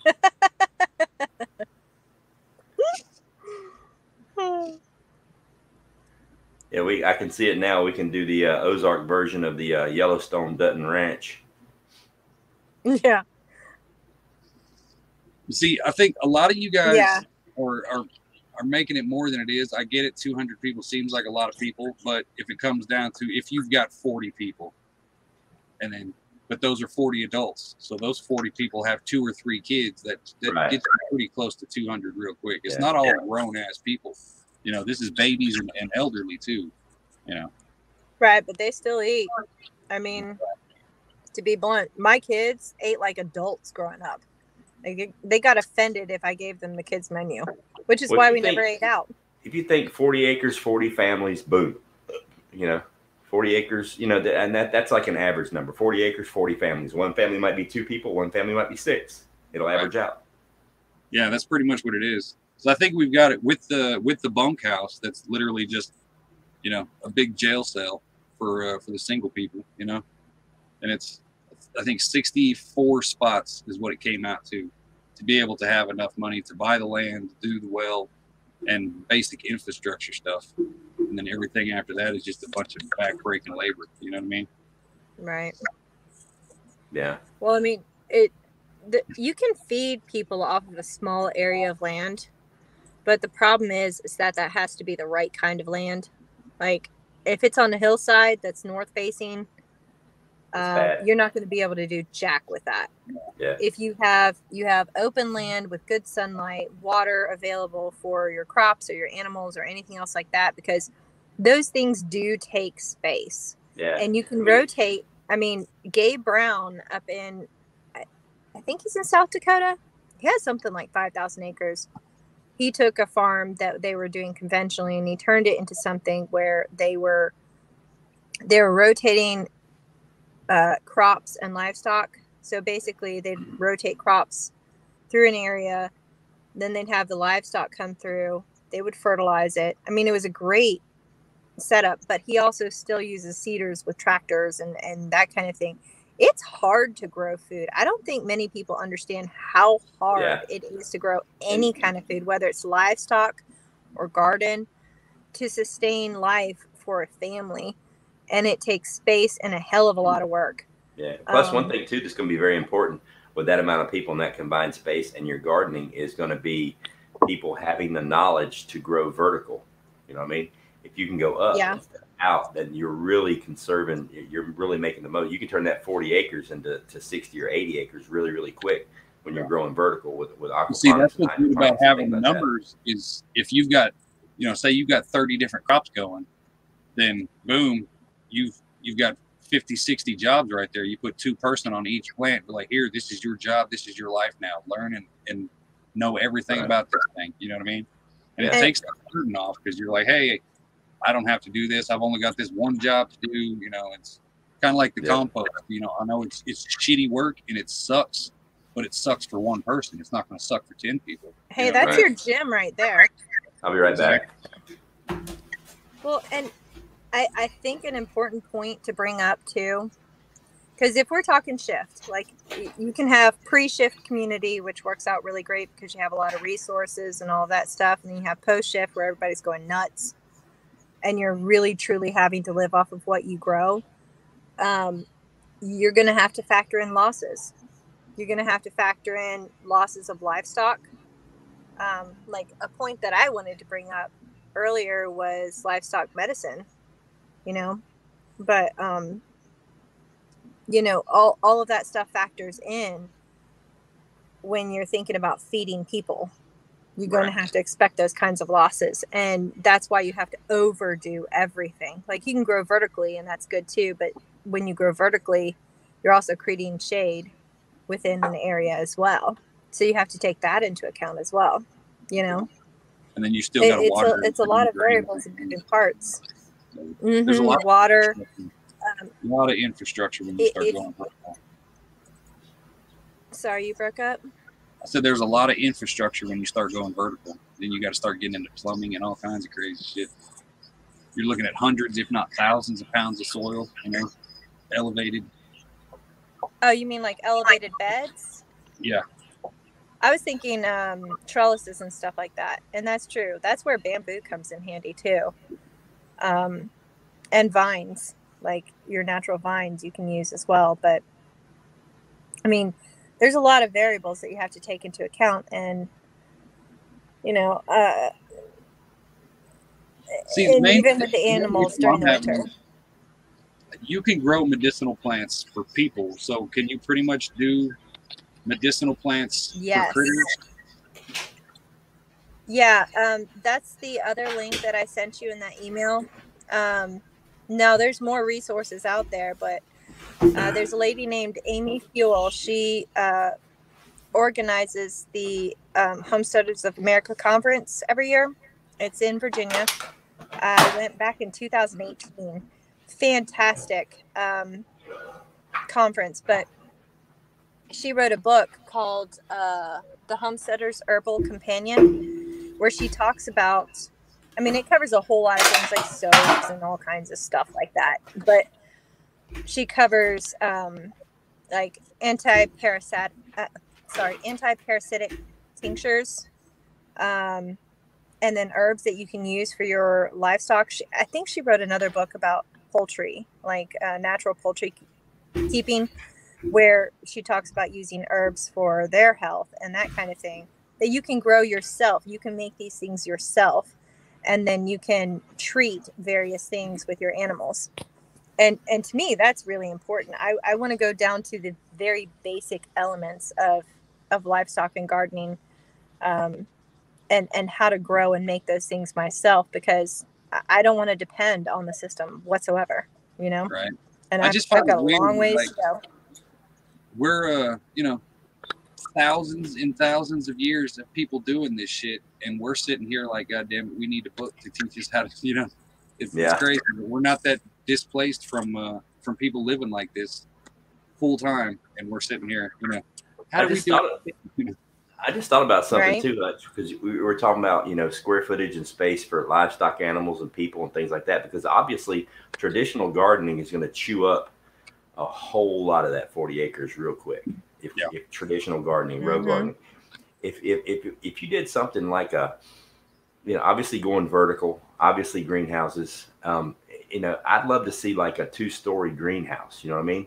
Like, could you imagine if you took like the actual framing of an old barn, you know, with a hayloft up top, and you ripped barn, and just rip everything off except for the skeleton, and reworked it as a greenhouse. You realize that's like and you went vertical. You're talking, man, that's a lot of year-round growing space that isn't taken away from the square footage, and it would give you room for more people, more livestock, things like that. Plus it's inside of a greenhouse. You know, it's that's a really good a good thing. Hey, plus, you know, as soon as you said that, I'm literally going to draw one up tonight. I mean, could you imagine? You're talking, you can put out some serious croppage. I mean, because you can put your crops that don't mind a little bit of shade on the interior on the first floor. You know, you can use tomatoes, onions, and potatoes all year long. Shit. I mean, that would chew up, especially potatoes. Oh my God, that'll sustain life. You know, potatoes. Number one, potatoes is probably the most important thing you're going to plant, other than making sure your beans are doing good. You know, you got to have them freaking potatoes. That's like a staple crop. Yeah. But that would be a huge. Or even if you had like, oh my God, my mind's going crazy now. Imagine having the communal setting, say at the center. You know what I mean? like almost like the old Romans, how they had like the big square building, and in the middle was a courtyard. Right. Imagine the roof of that entire building, that entire square building, being a greenhouse. Just like a everybody's roof is used for something. So not only do you have your greenhouses growing for the community, but you've got the people that are growing their own shit, as backup or extras or just in case. Well, it's in the bylaws. One of the things is you've got to have either a pair of livestock per person, 2 chickens, 2 rabbits, or a 3 square foot of garden space in your yard, in your lot. So that takes some of the burden off of the What do you think if it's a family? Say it's a family of 4. Family of 4 could have 1 buck and say 3 does, and they could legitimately grow. They can produce pretty much all their protein meat from rabbits in their house, on their front porch, on their back porch, right outside their, like each person could be responsible for their own little mini rabbitry instead of having this massive rabbitry. And that's actually a good option, because having all your eggs in one basket is bad. If you had like a huge rabbitry and say a disease, a sickness or infection did happen, it could blaze through there and wipe all your rabbits out. But if it was broken up into separate rabbitries and everybody was taking care of their own rabbits, then you would really seriously minimize loss, for the entire community that way. And then people would be responsible for taking care of their own rabbits, raising their own rabbits, butchering them, doing their own meat, and that would be awesome. I'm gonna have to draw some more pictures.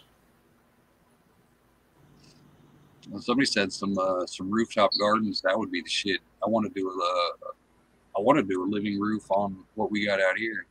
Yeah, that's the main. I mean, that's the challenge with. Go ahead. I was going to say the challenge with rooftop gardens is there's a weight factor there, because we were looking into that, the earth bermed houses with the living roofs and stuff like that.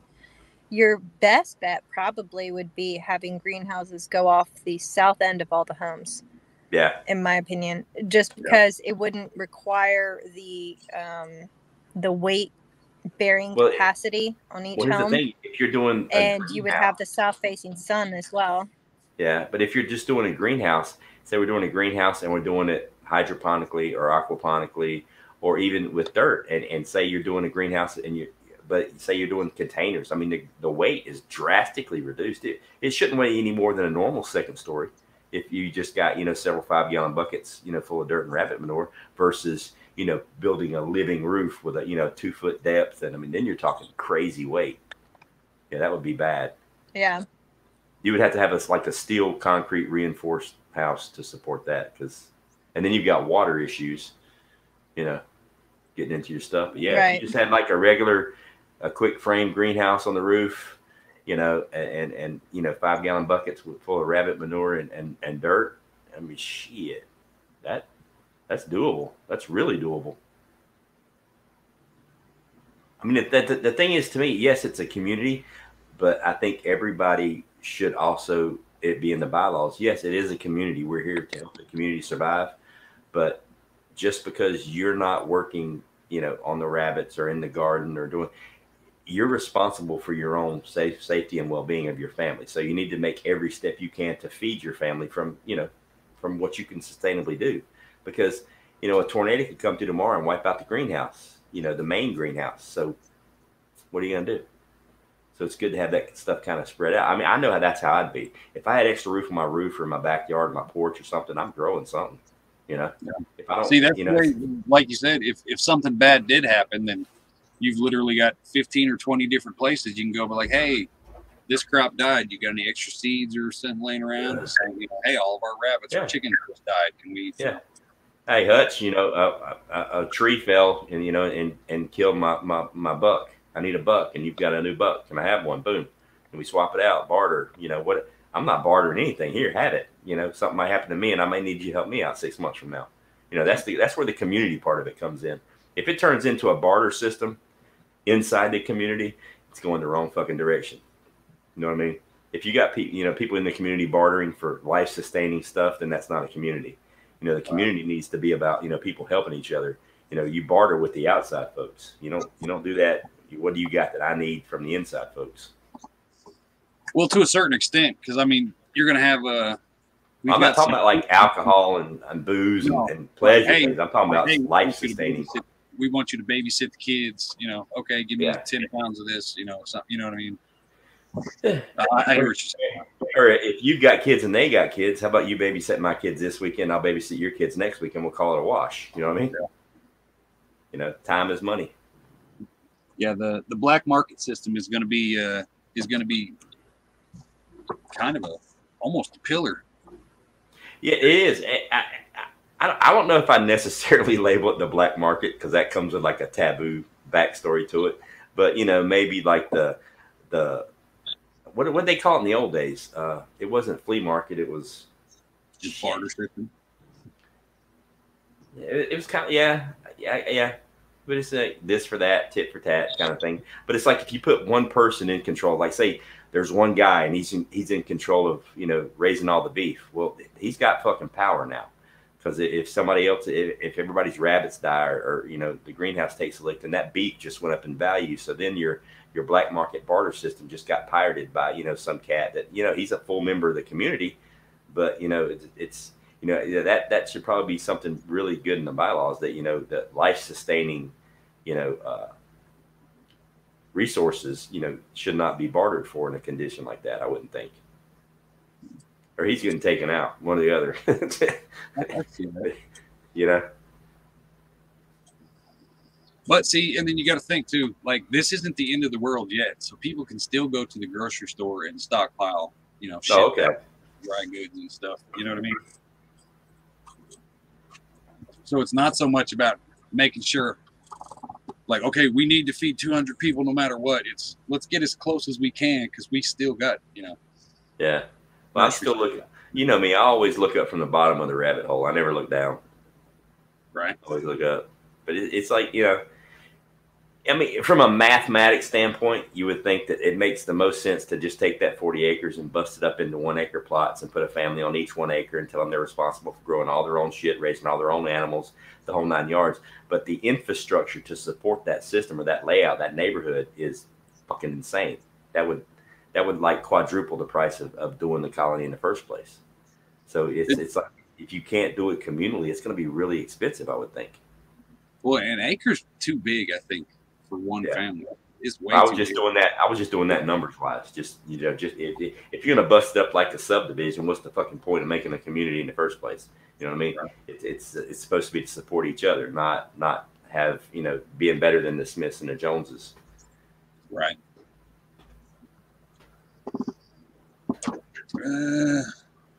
Well, shit, since I guess we got rid of Milkmaid, finally. No. Took long enough. Right? Shit, I mean, I can't believe you kept dropping her off and she just kept coming back, man. She wouldn't give up. All right, let's get into some fish, man. I got the only thing I really looked up was tilapia and catfish. Because pretty much I'm thinking some kind of pond system would probably it's gonna be a pond system. Definitely got to have some catfish, some channel cat in the bottom, you know, doing their thing. Definitely tilapia. The only issue with doing a pond and trying to do aquaponics with the pond is because the numbers are always going to change on the amount of water in the pond. The numbers are always going to be changing on the amount of nitrogen in the pond, nitrates and nitrites that feed the plants. So your mixture is just always going to be hinky, you know. So I would actually do the pond and use just a watering system from the pond water. I don't think I would pump the water straight through it and let it grow from it. I think I would just use the pond water as fertilized water for the food that you're growing, whether it be in containers or whatever else, because it's going to be because the amount of water that you take, the amount of gallons that's in a pond is so diluted or concentrated in the fertilization part for the plants that it won't be impossible to get the mixture right, but it would be so fucking hard that you're going to kill a lot of shit getting it right, because like doing the hydroponic or aquaponics the way I did with an IBC tote, I know exactly how much water's in there. I can do the numbers, and I can test the water, the acidity and stuff in the water. I can test for the nitrates and nitrites before I pump it to the plants, and I can adjust it from a 300-gallon IBC tote. Doing that from a 300,000-gallon pond, that's some math. Yeah. Honestly, the aquaponics, people can just do that on their own, but I would definitely use the fish water. It's fertilizer. The problem is you got to test it before you use it to make sure it's, the acidity level's right, that it's got nitrates and nitrites in it, because if it's got more one than the other, it can actually be bad for the plants. Is there, have you seen those living pools, that kind of stuff? Yeah, I've seen people try to do the aquaponics with swimming pools. I've seen them try to do it with ponds, and it fails every freaking time because the numbers aren't consistent. You're talking about a pond. I mean, it can raise and lower by 10, 15,000 gallons overnight, and it'll super concentrate the nitrates, or it'll dilute them, so they go up and down and up and down. That was my biggest headache in the backyard with mine, because it would rain, and it's literally putting pure water into the fish water, and it would dilute the nutrients so bad that you could see a change in the plants and you could see a change in the fish. And it would take, several days to get that nutrient level back balanced, where it's pH happy for the fish and pH happy for the plants. It was a several months of a learning curve to figure out, what to do when it rained and how to get used to it, because it was going to change the levels in the water. So it was a big deal. I couldn't imagine doing that from a pond. It would just be nuts. But I would, like I said before, use the water as watering. I would water the plants with the fish water, because there's going to be right. That's what I was trying to figure, because I know we want septic tank is just out of the fucking question. So it's going to be a septic pond, but then there's going to be a fish pond, and then there will probably be like an overflow pond that will be for irrigation to the crops and shit. Right.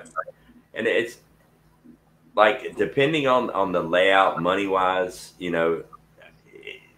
how you're going to set up the aquaponics and stuff. Like, if it was me, I would set up an aquaponics garden for every 10 acres. Every 5 acres there would be like its own aquaponics fish farm for that 10 acres, and it would have a couple hundred fish in it, and several layouts of aquaponic gardens. That would be my greenhouse, would be my aquaponics, because I've grown with it.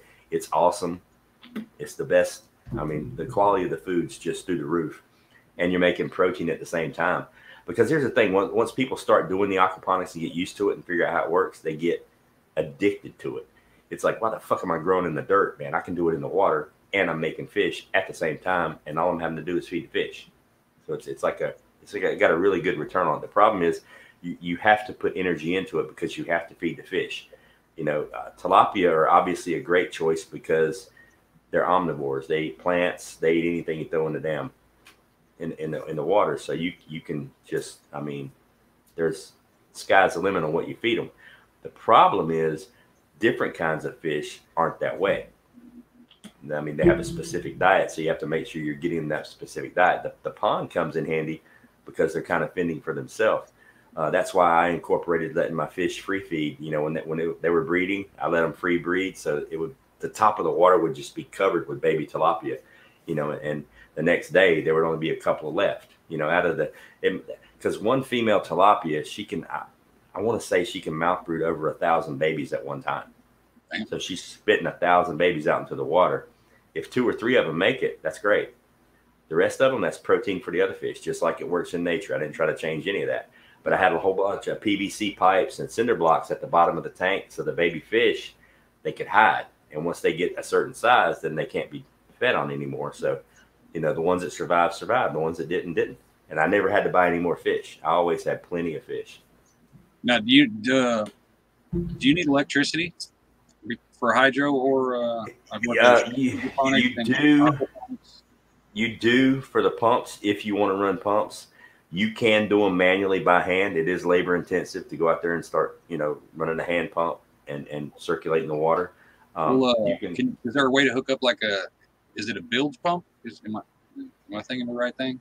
Yeah, you can do bilge pumps. You can do the sump pumps. You can do, I mean, the little pumps that I have, they run on, they're legitimately, the amount of electricity that they run on is, you don't even notice it on your electric bill, and it runs 24/7. You can actually get a solar panel, a little itty bitty mini solar panel that runs that pump, and hook it up to a car battery where it'll run all night. But there's been times where my pump didn't run all night long and it didn't kill anything. I got it on as quick as possible, but I mean, there's plenty of ways to do it. As far as hydroponics, I mean, MHP Gardner, he had his tomato plants in his greenhouse, and he went out there for weeks at a time and with a bucket of the nutrient water, and he would just get a big cupful and pour it on each plant, like every 3 or 4 hours during the day. He ran it like that because he didn't have his system hooked up yet, and it worked just fine. Because most of the hydroponics are set on a timer. They spit a certain amount of water in each plant every 3 to 4 hours, but you can just as easily go out there and do it by hand. Right. The things it says for tilapia, it's 1 fish for every 3 to 5 gallons. For catfish, it's 1 fish for every 10 gallons. Sounds about right.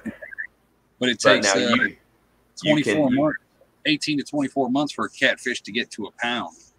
I know tilapia is a lot faster than that. Tilapia, if you're aggressively feeding them, you can grow a tilapia out within 10 months.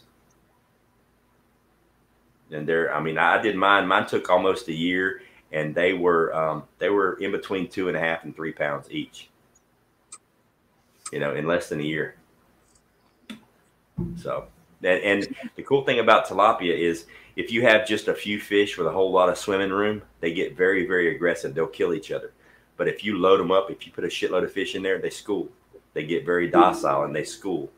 It's pretty neat. And as long as you've got adequate filtration, it's like I put 2 extra 55-gallon filtration systems, because I was running in one IBC tote. I had over 150 tilapia in it, and they were rocking and rolling. But I had extra filtration because I wanted to push those extra nutrients, because I was running a whole lot of tomatoes, and they're very nutrient hungry. Yeah, tilapia are warm water fish. So in the wintertime, that's why they're perfect, because if you can grow them out within 10 months and then shut down for the 2 months that it's cold and then start with a new batch, that's perfect. But what you can also do is heat the water.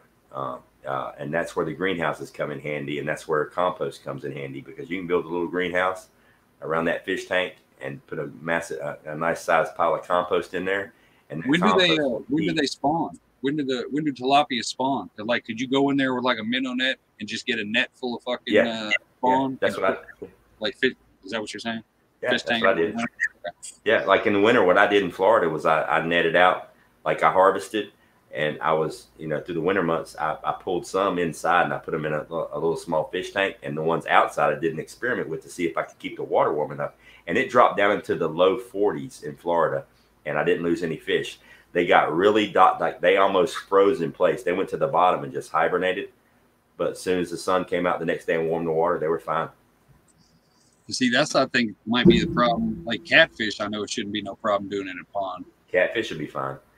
But the tilapia probably have to be a once a year skimming, and then. Well, what you would do is, honestly, I wouldn't do the tilapia in the pond, man. I would do the IBC totes. I wouldn't. It's easier to control it in IBC totes. The pond just brings in way too many outside influences that you can't control. I mean, you could, like, it'll be hard to get consistent growth from the plants, put it that way. The fish are going to be fine, but the plants, getting them to consistently grow right and getting the right amount of nutrients is going to be really, really hard doing it in a pond. All right. Okay. IBC totes is perfect for tilapia, because you can harvest them all before the winter, or you can just, wrap that tote in styrofoam and insulation, because they can deal with 40-degree weather, but not consistently. That's what, 20, 30 fish per tote, somewhere in that range? Yeah. You could run that many. I mean, I ran over 100 for several months, but my production was through the roof. I mean, I was pumping out plants. Like, I had 3 times as many plants as I should have had for that IBC tote, but I didn't want to lose any of them, so I just added extra filtration. So is that a 300 gallon? Yeah, 275. Yeah. But see, tomatoes suck a whole lot of nutrients out of the water. And what I was doing is I didn't care if all my plants died. I was just trying to grow fish. So I put in a shitload of fish, and I put in the most nutrient hungry plant I could find, which was tomatoes. And I probably had 150 tomato plants. I was breaking off suckers and sticking them in nonstop. I wasn't trying to make tomatoes. I was trying to grow fish. And I knew it was working because the tomato plants, they were all flowering. They were beautiful and green, but I was getting very few tomatoes, which means they weren't getting all the nutrients from the fish, which means they were cleaning the fuck out of the water. So I used the tomatoes basically as an external filter to make sure I was getting good fish production. Otherwise, it would be like a happy balance. You know, it was just fun to play with. Right. So it would make more sense than, say, what, like a 1/4 acre pond for every 10 acres of field or pasture, and that would be pretty much the like catfish and bass in separate ponds, and then tilapia. Yeah, if you wanted to do them that way, but the thing is, you can also throw the catfish in with the tilapia. They're perfectly fine. Catfish are bottom dwellers. They leave the tilapia alone. They all get along. You know what I mean? It's you know, but I would just let the pond be a pond. Honestly, I would just do the IBC totes for the aquaponics, because some people aren't going to want to do aquaponics. You know, right. And it's easier to learn on a smaller system. If you went out there and tried to figure it out in a pond, you're gonna kill yourself. Well, the pond system was kind of thinking in more of an irrigation system, almost like how they have rice fields and shit. You know what I mean? Yeah. That's what I was talking about earlier. Yeah, kind of cycle it back around. Mm-hmm. Yeah, but as far as like, you know, pumping out tilapia, I would just do IBC totes because they're easy to harvest. They're easy to grow. They're easy to check on. You can see them all. You can net them out of there pretty easy, pretty quick. It's controllable. And that way, if something happens, because fish get sick too, you know, if they get sick in the pond, you can wipe out your entire population of tilapia. But if one IBC tote gets sick, it doesn't fuck with the other 18 IBC totes full of fish you got sitting around the property. You know what I mean? You know, if one pump goes out and you lose the fish in one tank, you still got fish in all the other tanks. Right. All right. Well, hey, we're over the 2-hour mark. I've got a few notes, some stuff that I got down. We didn't really talk about chickens too much, but I mean, it's chickens. Yeah. It's chickens. They make noise and squirt out. They make noise and breakfast. That's what they do. Yep. So, I think we covered a lot of shit. I got some stuff written down that I will definitely add to the next round when we get back around to it.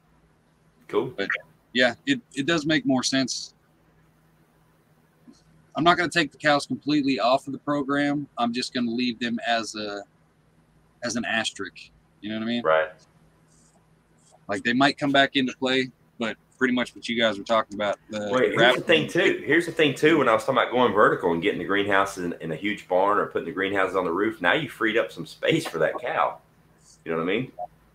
You know, so it could be doable now. I mean, you could legit probably carve out enough space and enough room, you know, because that's what it's all going to come down to. Once I think we've got 5 more Thursday nights so I'm not sure, but then I'm going to go back, everything I've got, tighten it up, and completely start from the beginning, and we'll go again. And eventually, I've got a to scale thing that I want to do.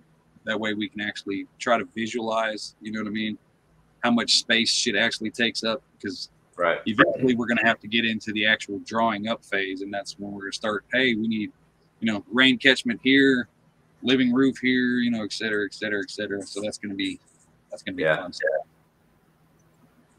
Cool, man. Well, thanks for having me, man. I appreciate it. Hey, appreciate y'all being on. Milk, since you have a wrench now, drop your link and drop Ghost link. And I will see you guys next Thursday. We are talking about education and entertainment, and I will have Mr. Papa Prepper / Teaching. He changed his name, I'm not sure. It's Papa Prepper. And Kay Marie will be on here next week for education and entertainment talk. And we'll just keep this shit trucking. Cool. Sounds like a plan. All right, guys. Appreciate all y'all. Appreciate it, buddy. Thank you.